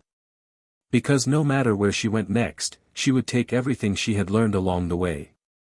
She wasn't just the quiet girl anymore. She was Amara Thompson, the girl who had proven that brilliance doesn't need to shout to be heard. Amara stood at the edge of her future, the weight of her decisions still heavy on her shoulders. For weeks, she had been caught in a whirlwind of offers, messages, and invitations, each one pushing her closer to the life she had always dreamed of. But now that she had made her choice, there was no turning back. She had decided to accept the internship with the tech startup focused on AI for healthcare. It wasn't the easiest decision. The offers from universities were incredibly tempting, and the security of a full-time position with a major tech company seemed like a dream come true. But Amara had realized that her true passion wasn't just in innovation for innovation's sake, it was in creating technologies that could change the world for the better. The healthcare startup aligned perfectly with that vision. Still, the thought of stepping into a new role, in a fast-paced environment with high expectations, made her stomach flutter with both excitement and nerves. She had always thrived in the quiet of her own space, working on her projects at her own pace. But now, she would be part of a team, expected to contribute to a larger vision, all while still being so young. As she packed her things for her first day at the startup, Amara couldn't help but reflect on how far she had come. Just a few months ago, she was that quiet girl in the back of the classroom, unsure of her own potential. Now, she was preparing to walk into a world that was both exhilarating and terrifying. It was a world that valued what she could bring to the table, but also one that demanded the best from her. "Are you ready?" her mom asked from the doorway, her voice warm with pride and encouragement. Amara looked up from the suitcase she had been packing, feeling a mix of emotions swirl inside her. "I think so. I mean, I don't even know what to expect. This is all moving so fast." Her mom walked over and placed a hand on her shoulder, offering a reassuring smile. "Sweetheart, you've always done well in the face of the unknown. Look at Nova, you built that from nothing. You can handle anything that comes your way. You've got this." Amara smiled back, grateful for her mom's constant support. But even as she nodded, she couldn't shake the nervous energy that thrummed beneath the surface. She had taken the leap. Now, she had to prove she belonged there. The first day at the startup was a blur of new faces, fast-paced discussions, and an overwhelming amount of information. The office was sleek and modern, filled with the hum of activity as people brainstormed, typed away at their computers, and held meetings in glass-walled conference rooms. It was a world away from the quiet confines of her room, where she had spent countless hours refining Nova. Her supervisor, a woman named Elena, was welcoming but intense. Elena was the kind of leader who demanded excellence but also encouraged creativity. She greeted Amara with a firm handshake and led her on a tour of the office. "I'm excited to have you on board, Amara," Elena said. "We're working on some groundbreaking projects here, and we need fresh perspectives. I think you're going to be a great fit." Amara nodded, feeling a mix of pride and anxiety. She had always been a quick learner, but there was a difference between learning in the safety of her own space and stepping into the unknown. As Elena showed her around, introducing her to the team, Amara couldn't help but feel a sense of imposter syndrome creeping in. The other interns were seasoned, already familiar with the tools and technologies used at the company. Amara was still figuring it out, still adjusting to the fast pace and high expectations. But as the day went on, Amara found her footing. The team was collaborative, supportive, and genuinely passionate about the work they were doing. They were excited to hear her thoughts on their latest project, an AI-driven system designed to predict patient outcomes based on medical data, and they valued her input. It felt good to be recognized for her skills and ideas, but it also made the pressure feel even more real. They were counting on her, and she was determined not to let them down. By the end of the day, Amara was exhausted but exhilarated. The office was quieter now, most people having left for the evening, but she stayed behind to catch up on some notes and organize her thoughts. She had a lot to learn, but she was more than ready for the challenge. The next few weeks were a blur of meetings, coding, and research. Amara spent her days diving into the work at the startup, applying the skills she had honed during her time working on Nova to real-world problems. It was thrilling, but also incredibly demanding. There were days when she felt like she was barely keeping her head above water, trying to absorb everything around her while also contributing to the team's projects. But despite the challenges, Amara couldn't help but feel a sense of purpose.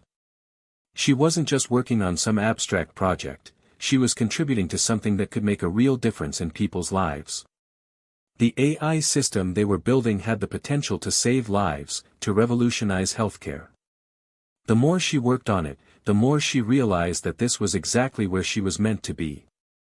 One evening, as Amara was staying late to finish a report, Tyler sent her a message. She hadn't heard from him in weeks, and she wasn't sure what to expect. Tyler had always been unpredictable, and after the competition, they hadn't really spoken much. "Tyler, I heard you're killing it at that startup." "Impressive." Amara stared at the message for a moment, unsure how to respond. After everything that had happened between them, she wasn't sure where they stood. But she typed back anyway. "Amara, thanks, Tyler. It's been a lot of work, but I'm learning a ton." There was a long pause before Tyler replied. "Tyler, I get it now. You're not just some quiet girl. You're a force. Keep going." Amara felt a warmth spread through her chest. It wasn't much, but it was enough. Tyler had always been competitive, sometimes to the point of being dismissive. But now, he was acknowledging her success, in his own way. "Amara, thanks. That means more than you know." As the weeks passed, Amara's confidence grew. She was no longer just the quiet girl in the corner, she was becoming an integral part of the team at the startup. She was presenting ideas in meetings, brainstorming solutions with colleagues, and even leading a few smaller projects. But with each new achievement, the pressure mounted. She was being watched, and the stakes were higher than ever. One evening, as she sat in her apartment, her phone buzzed again. This time, it was from Gia. "Gia, movie night this weekend? You've been working too hard. Amara smiled, feeling the weight of the past few weeks lifting just a little. She hadn't realized how much she missed her friends. Amara, absolutely. I'm in. For the first time in a long while, Amara allowed herself to relax. She had worked hard to get to this point, and she knew there would be more challenges ahead. But in that moment, surrounded by the support of those who believed in her, she felt ready for whatever came next. The weeks at the startup had passed in a blur. Amara had settled into the rhythm of her work, long hours, constant deadlines, and a constant stream of new ideas. She was learning quickly, growing more comfortable in her role as a valued member of the team. But the pressure was also mounting. The AI system they were working on, designed to predict patient outcomes based on historical data, was progressing steadily, but the deadlines were looming large. It was a delicate balance of innovation and caution. The last thing anyone wanted was to release a system that could make faulty predictions that would harm people. So, every decision, every line of code, was carefully scrutinized. And Amara felt the weight of that responsibility on her shoulders. One morning, as she sat in a conference room with the rest of the team, Elena, the supervisor, stood at the front, reviewing the progress they had made in the past few weeks. "We're almost there," Elena said, her voice steady, but Amara could hear the edge of exhaustion in it. "But we need a breakthrough. We need something that sets our system apart from the others on the market. Something that's not just good, but game-changing." Amara felt the intensity in the room. This wasn't just another project, it was the project. This system had the potential to reshape the entire healthcare industry, and the weight of that potential made her stomach churn. She had been working tirelessly for the past few weeks, poring over data, fine-tuning algorithms, and collaborating with others on ideas, but nothing seemed to be enough. Everyone on the team had been throwing out suggestions, brainstorming new ways to improve the system, but the pressure was building, and nothing felt right. Elena turned to Amara. "Amara, you've been working on the data prediction models, right? What are your thoughts on the current approach? Do you think we need to change course?" Amara hesitated, her fingers running nervously along the edge of the table. Her mind raced. She had been thinking about this problem non-stop, but all the options felt like stepping into the unknown. She didn't want to suggest something risky, something that could backfire. Yet, deep down, she knew she had an idea that could truly make a difference. "I've been looking at the way we're feeding the data into the model," Amara began, her voice shaky but growing steadier as she spoke. "What if we used a more dynamic approach to track real-time changes in a patient's condition, instead of relying solely on historical data? We could create a feedback loop, so the system continuously updates and adapts to the patient's evolving status." The room fell silent, and Amara immediately regretted speaking up. The idea seemed so simple, so untested. She could feel all eyes on her, expectation and doubt hanging in the air. Elena raised an eyebrow but said nothing, letting the idea sink in. After what felt like an eternity, one of the senior developers, Michael, spoke up. "That's actually not a bad idea. It's ambitious, but if we can implement it without introducing too many variables, it could give us the edge we need." Amara felt a surge of relief, but also a spike of nervousness. Could it work? Would it really make the system better? She wasn't sure, but she couldn't back down now. Elena nodded. "All right, let's give it a shot. We'll allocate more resources to this idea and see if we can integrate it into the current system." Amara's heart pounded in her chest. This was it. The breakthrough she had been hoping for, the moment she had to step up and prove herself. For the next few days, Amara threw herself into the work. She was constantly at her desk, reading through research papers, running simulations, and refining her model. It was exhausting, but she couldn't afford to lose focus. This was her chance to not only make a real impact but to solidify her place within the company. But as the days passed, the pressure began to take its toll. Amara started losing sleep, staying up late into the night, battling with code that refused to cooperate. Her friends noticed the change in her. "Amara, you okay?" Gia asked one afternoon, sending a text. "You've barely answered your phone lately. Are you drowning in work?" Amara stared at the message for a moment before typing a quick reply. "I'm fine. Just a lot going on at work." Gia's response came quickly. "I get that, but don't burn yourself out. You can't do it all alone." Amara read the message and let out a sigh. She knew Gia was right, but she didn't know how to ask for help. Not yet, anyway. She was too close to the finish line to back off now. The weight of her responsibilities, the desire to succeed, and the need to prove herself were all tangled together. There was no room for mistakes, not now. Days turned into weeks, and Amara's model began to take shape. Slowly, the feedback loop she had suggested started to integrate into the system, and the results were promising. The predictions were more accurate, the system more responsive. It felt like the breakthrough they had been waiting for. But even as she celebrated the progress, something in the back of her mind gnawed at her. The weight of her workload, the pressure to succeed, and the desire to impress her team were starting to erode her confidence. Every time the team made progress, Amara felt herself sliding further away from the person she had been when she started. The quiet girl who had worked alone in her room was now a young woman working at the cutting edge of technology, but at what cost? One evening, as she sat at her desk, exhausted from a day of debugging and testing, her phone buzzed again. This time, it was a call from her mom. "Hey, sweetie," her mom's voice sounded warm, but there was a hint of concern in it. "I know you've been really busy lately, but I just wanted to check in. How are you holding up?"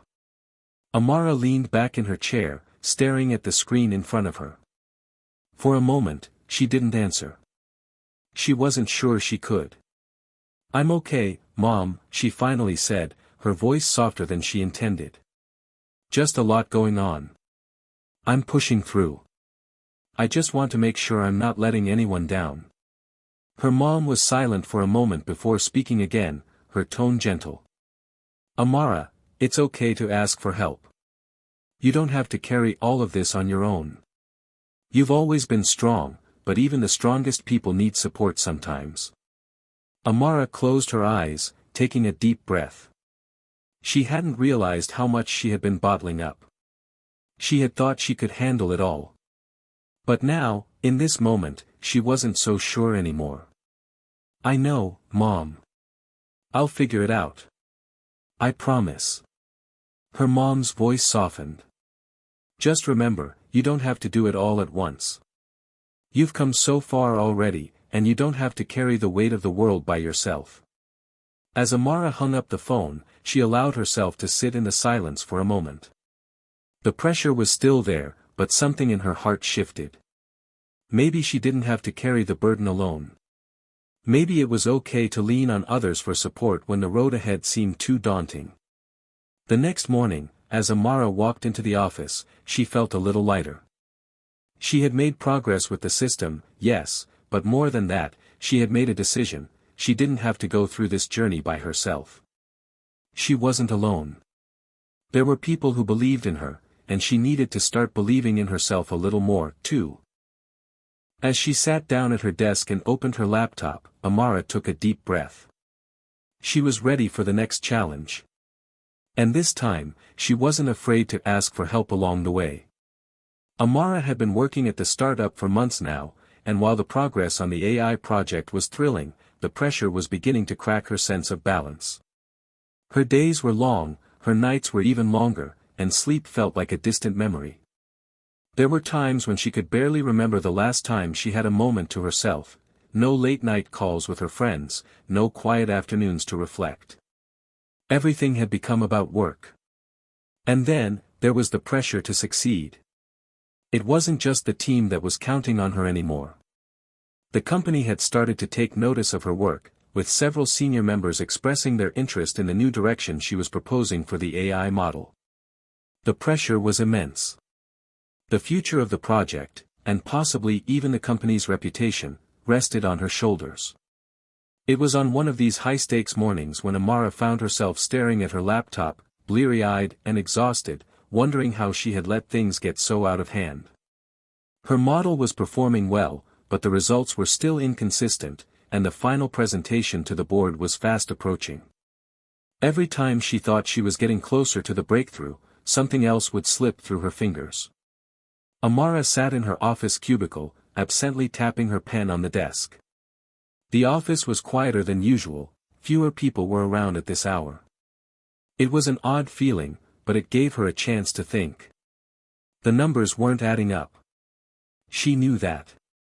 But what bothered her even more was how she felt, hollow. There was this ache in her chest, a gnawing feeling that no matter how much she worked, it would never be enough. Her phone buzzed on the desk. It was a message from Gia. "Gia, you okay? Haven't heard from you in days." Amara stared at the text for a moment. It was true, she had barely had time for anything else lately.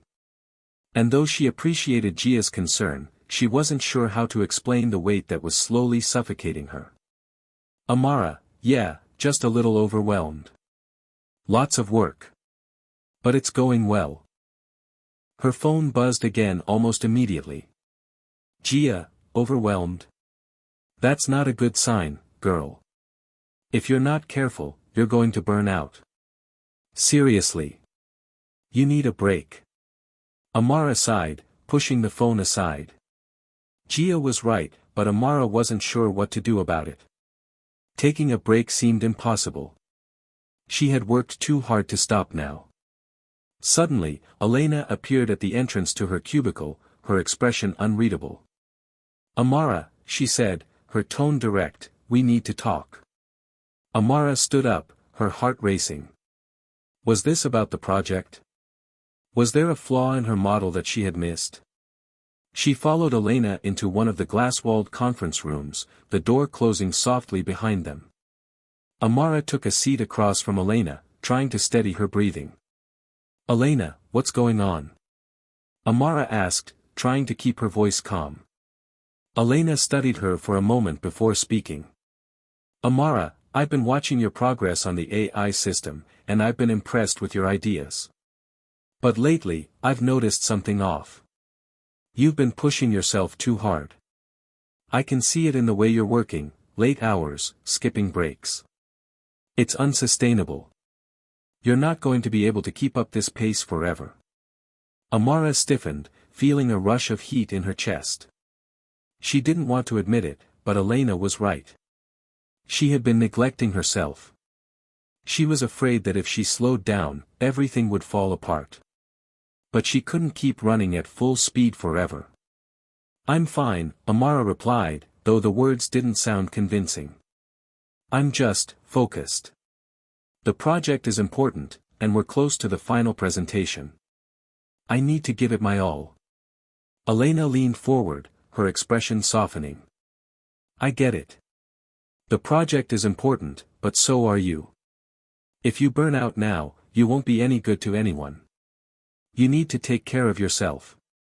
Amara swallowed hard. She wasn't used to hearing this kind of advice, especially not from someone who had always been so focused on results. But Elena's words struck a chord in her. She had been so caught up in proving herself, in meeting everyone else's expectations, that she had forgotten to take care of the person who mattered most, herself. "I know you're right," Amara admitted quietly. "But I don't know how to stop. I feel like if I let go of even one thing, everything will come crashing down." Elena's gaze softened further. "Listen, Amara. You're a star. But even stars need to rest. You've made amazing progress already. Let's figure out a plan to get this project ready without sacrificing your well-being. I don't want you to burn out before you see the fruits of your labor." Amara nodded, feeling a mix of gratitude and relief. For the first time in weeks, she felt like someone truly understood the pressure she was under. She had been so focused on meeting the expectations of everyone else that she had forgotten to consider her own needs.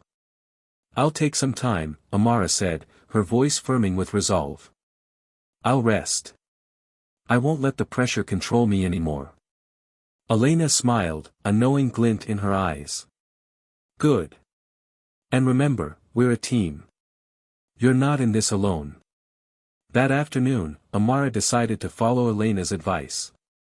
She shut down her laptop early for the first time in weeks and left the office. As she walked out into the evening air, the weight on her shoulders seemed to lift, if only just a little. She had a lot of work to do, yes, but she didn't have to do it all at once. It was okay to take a step back. She sent a quick message to Gia. Amara, you're right. I'm going to take a break. I'll be at your place later. Gia's reply came almost instantly. Gia, that's what I like to hear. Get ready for a serious movie marathon. No work allowed. Amara smiled to herself as she walked to her car. She had been living in overdrive for so long that she had forgotten what it was like to just breathe. To relax. To let go of the pressure, even for a little while. When she arrived at Gia's apartment, the familiar comfort of her best friend's presence washed over her. They ordered takeout, picked out movies, and settled in for a much-needed night of distraction. For the first time in a long while, Amara allowed herself to laugh, to enjoy the moment, and to not think about the future. It felt good. Necessary, even. As they watched the third movie of the night, Amara's phone buzzed on the coffee table. She glanced at it and saw a message from Elena. Elena, just wanted to check in. Take it easy tonight. We'll discuss the project details tomorrow. Amara smiled, tucking the phone back into her bag. She didn't need to worry about the project for just one evening. Tomorrow would come soon enough, and with it, another chance to tackle the work with a clearer mind. For now, she was exactly where she needed to be. Amara woke up the next morning feeling something she hadn't in weeks, clarity. Her mind, though still occupied with the complexity of the AI project, no longer felt clouded by the fog of exhaustion. The night with Gia had given her the mental break she needed, and now, with a deep breath, she was ready to dive back into work, but this time with a new resolve. As she walked into the office that morning, the usual weight of expectation hung in the air, but it felt different today. Instead of the usual dread, there was a sense of calm determination. The project was still important, but Amara knew now that she could approach it in a healthier way.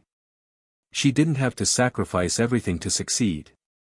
When she entered her cubicle, she saw Elena at her desk, reviewing some papers. Amara approached her cautiously, unsure of how her mentor would react to the time she'd taken off. The pressure had been high, and she wasn't sure if that would be seen as a weakness. Morning, Elena, Amara greeted her, offering a small but genuine smile. Elena looked up, her eyes sharp but kind. Morning, Amara. How are you feeling today? Amara hesitated for a moment but then gave her a confident nod. Better. I took some time off, and I think it helped. I'm ready to tackle this project again. Elena smiled, an approving glint in her eyes. I'm glad to hear that. You know, sometimes stepping back is exactly what you need to move forward. You've been working hard, but the most important thing is your long-term success, not just the next deadline. Amara smiled back, feeling grateful for Elena's understanding. I appreciate that. I know I've been pushing myself too hard, but I'm ready to get back in the game. With that, the two of them dove into the task at hand. Amara spent the day revisiting the AI model, looking at the data from a fresh perspective. The feedback loop she had developed was still in place, but now she was focused on refining the system to account for even more complex real-time variables. As she worked, ideas flowed more easily. The clarity she had been missing for weeks was returning. As the days passed, Amara's renewed energy began to show in her work. She found herself diving deeper into the project than she ever had before, experimenting with new algorithms and testing real-time adjustments that would make the system more adaptive. She wasn't just trying to fix things, she was innovating, pushing the boundaries of what they had thought was possible. But with this progress came a new challenge. The board meeting was fast approaching. This meeting would determine the future of the project, whether it would be greenlight for full-scale deployment or scrapped for lack of results. And Amara couldn't shake the feeling that the pressure was mounting again, even though she had made strides in taking better care of herself. One morning, just a week before the meeting, Amara found herself in the conference room with the rest of the team. The atmosphere was tense, with everyone gathered around a large table, waiting for the final review before the presentation to the board.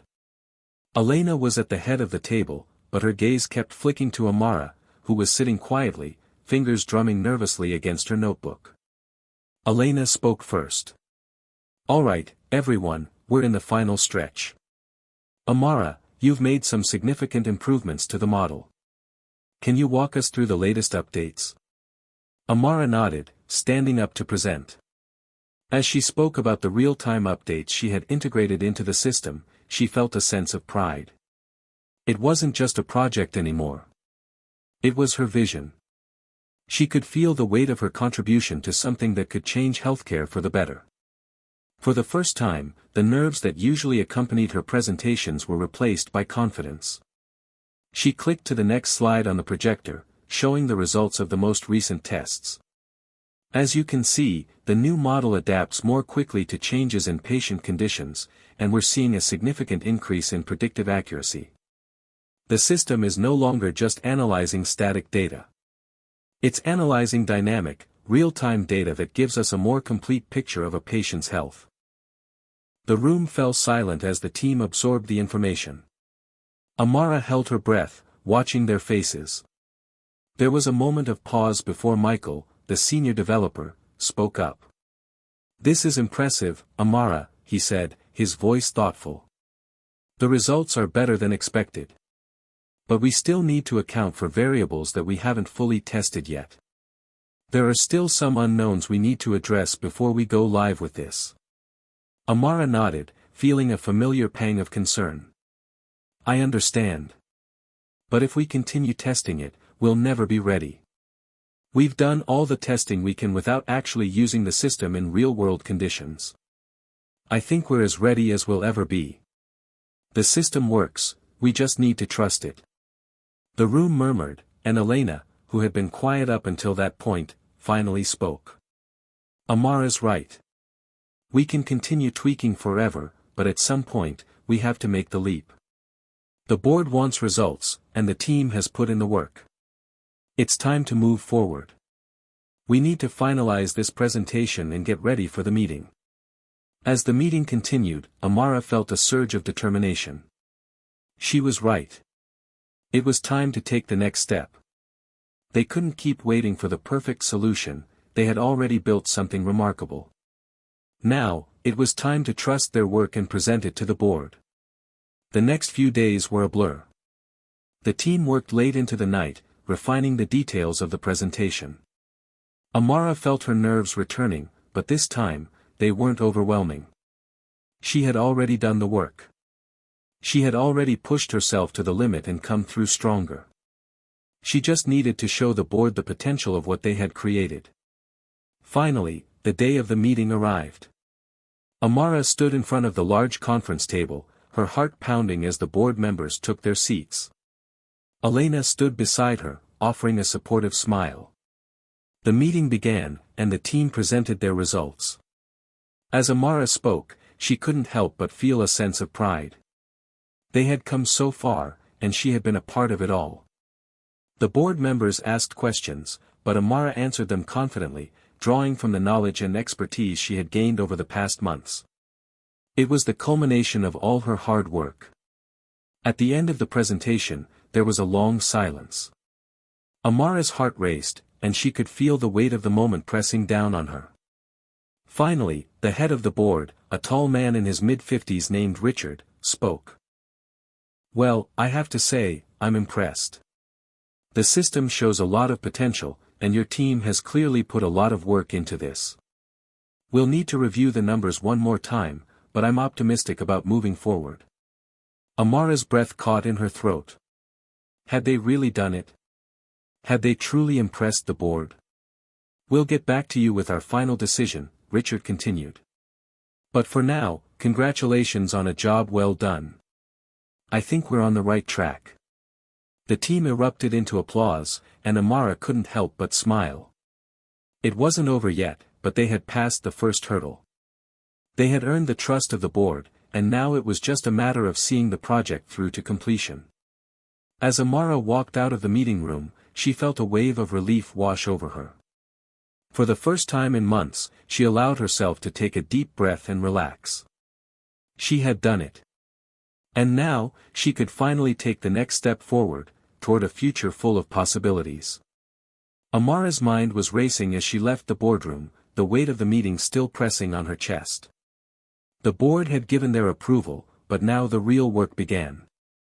The AI system was no longer just a concept or a prototype, it was becoming a reality.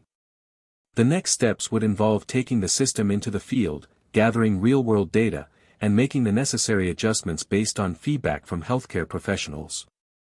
But something nagged at the back of her mind. She had been so focused on getting the model to work, so determined to prove that her vision was valid, that she hadn't stopped to consider the broader consequences. What would happen when the system was in use? Would it really work as intended? Would it live up to its potential? There were still so many unknowns, and Amara couldn't shake the feeling that the stakes were higher than she had imagined. Her thoughts were interrupted when her phone buzzed in her pocket. It was a text from Gia. "Gia, how's the presentation? I'm so excited for you. I can't wait to hear all about it." Amara smiled despite herself, typing out a quick reply. "Amara, we got the approval. It's a go." She didn't have time to enjoy the moment, though. There was still too much to do. As she walked back to her desk, she found Elena waiting for her, arms crossed but with a proud smile on her face. "Amara, you did it," Elena said, her voice filled with genuine admiration. The board was impressed. "I knew you had it in you." Amara nodded, a quiet sense of relief washing over her. She had done it. They had done it. "I can't believe it's happening," Amara said, still processing the fact that they had actually gotten the green light. But then, her mind quickly shifted back to the work ahead. Now we have to take it to the next level. The real-world tests, the adjustments.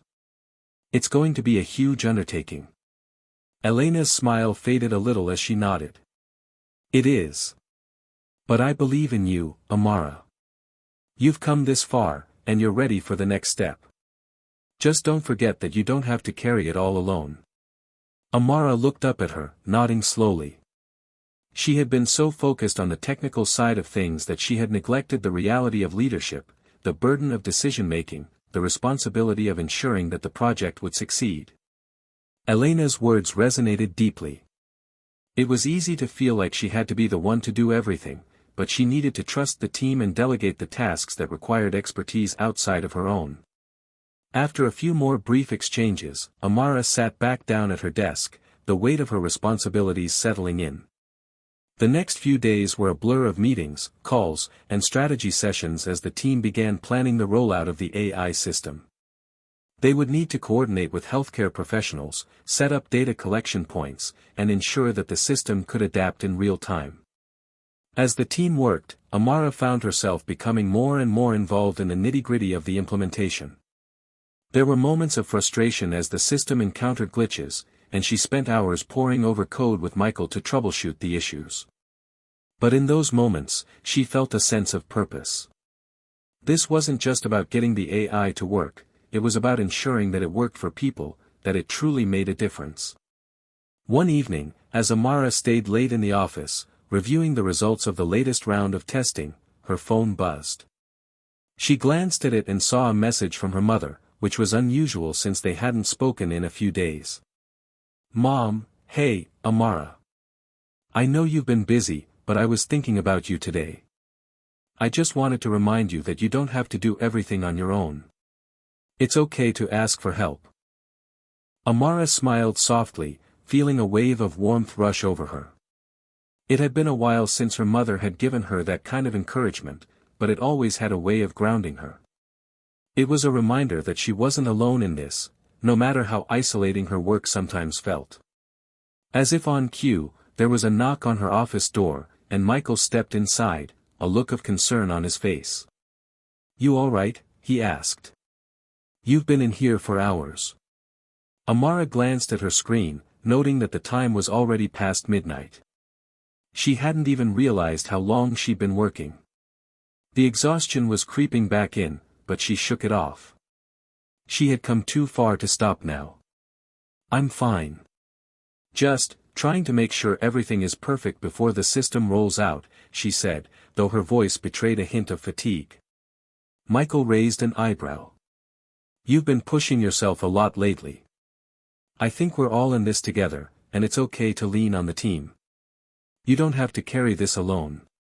Amara sighed, rubbing her temples. She knew he was right.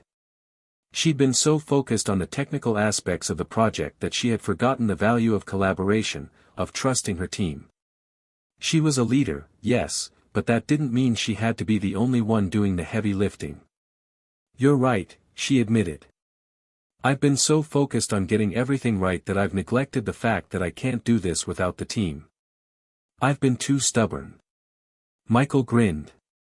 "Well, we're all in this together. And from what I've seen, you're doing an amazing job. But remember, no one expects you to do everything. We've got your back." Amara smiled back, feeling a sense of relief wash over her. The burden didn't have to rest solely on her shoulders. She could share the weight with the people around her, the people who believed in her and the project. The next few days passed in a blur of activity as the team finalized the AI system for rollout. They encountered a few more challenges, but with the collective effort of the team, they overcame each one. Amara found herself stepping into a leadership role, not just as the person who had created the AI model, but as someone who was responsible for guiding the team through the final stages of implementation. As the day of the official launch drew closer, Amara began to feel a sense of excitement mixed with nerves. This was the moment. The system would be put to the test in real-world conditions. If it succeeded, it could change the way healthcare was delivered. But if it failed? She shook off the thought. She couldn't afford to worry about the what-ifs. She had put everything into this, and now, it was time to trust the work. Finally, the big day arrived. The system was launched, and the team sat at their desks, monitoring the data as it poured in from hospitals and clinics using the system. At first, everything went smoothly. The AI system was processing data, making predictions, and adjusting in real time as it was supposed to. But then, an unexpected error popped up. Amara's heart raced as she watched the screen flicker. This was it. The moment of truth. She quickly called over Michael and the rest of the team. Together, they worked tirelessly to identify the source of the issue. For a moment, it felt like the pressure was too much. But then, with a collective effort, they pinpointed the bug and fixed it. The system was back online, stronger than before.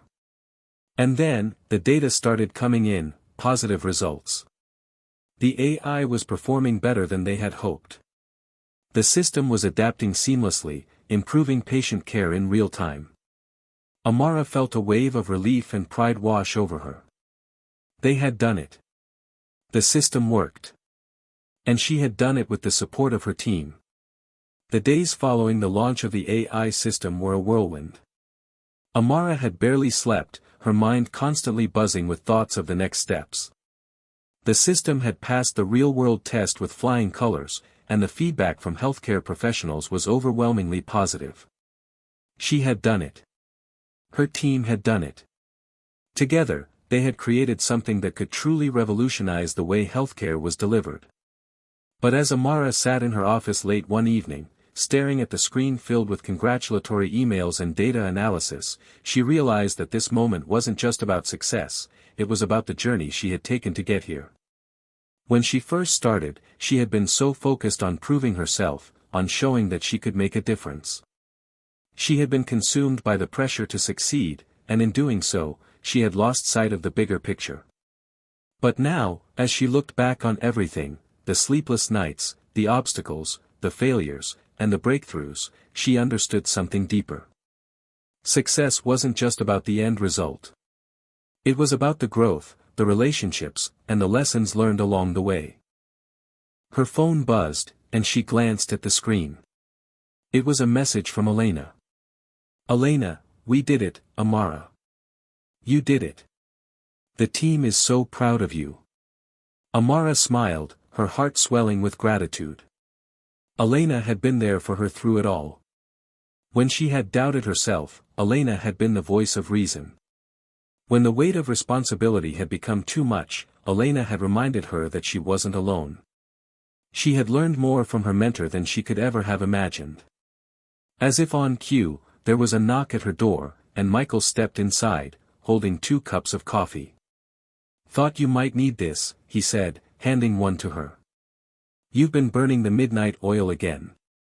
Amara took the cup gratefully, feeling the warmth seep into her hands. "Thanks, Michael. I don't know what I'd do without you and the team." He leaned against the doorframe, a relaxed smile on his face. "I think you'd be just fine. But, seriously, we've come a long way, huh? I remember when you were just starting out, trying to figure out how to even begin the project. And now look at you, leading a team, launching a successful system. You should be proud." Amara chuckled softly, shaking her head. "I don't know if I'll ever truly feel like I'm there. There's always something more to do, something else to prove." Michael raised an eyebrow. "That's the thing about you, Amara. You're never satisfied with just good enough. But that's what makes you so great at what you do. You're always pushing for more, for better. Just remember to take a step back and appreciate how far you've come." Amara thought about his words for a moment. It was true, she had always been focused on the next challenge, the next milestone. But she had never really stopped to acknowledge how much she had already accomplished. How much her team had accomplished. She took a deep breath, setting the coffee down on her desk. "You're right. I've been so focused on the future that I haven't taken the time to celebrate the present." With a smile, Michael clapped her on the shoulder. "Well, now's your chance. The system is a success. The future is looking bright. Take a moment, Amara. You've earned it." As Michael left her office, Amara sat back in her chair, staring out the window at the city lights twinkling in the distance. She had come so far, from the shy, uncertain girl who had struggled to find her place in the world to the confident leader who had just launched a groundbreaking project. It hadn't been easy, and there had been plenty of times when she thought she couldn't keep going. But here she was, stronger and more capable than she had ever imagined. She thought back to the early days of the project, the doubts that had crept into her mind. The bullying she had endured in school, the isolation, the sense of not belonging, it had all felt so overwhelming at times. But now, looking back, she realized that those experiences had shaped her into who she was today. They had given her the resilience, the drive, and the determination to keep going when the world seemed to be against her. And then, of course, there was Gia. Amara couldn't help but smile at the thought of her best friend. Through every challenge, every setback, Gia had been there, offering support, encouragement, and, most importantly, love. Their friendship had been one of the constants in her life, and it was something she would always cherish. Amara grabbed her phone and sent Gia a quick message. "Amara, I did it. We did it. The systems officially live and it's a success."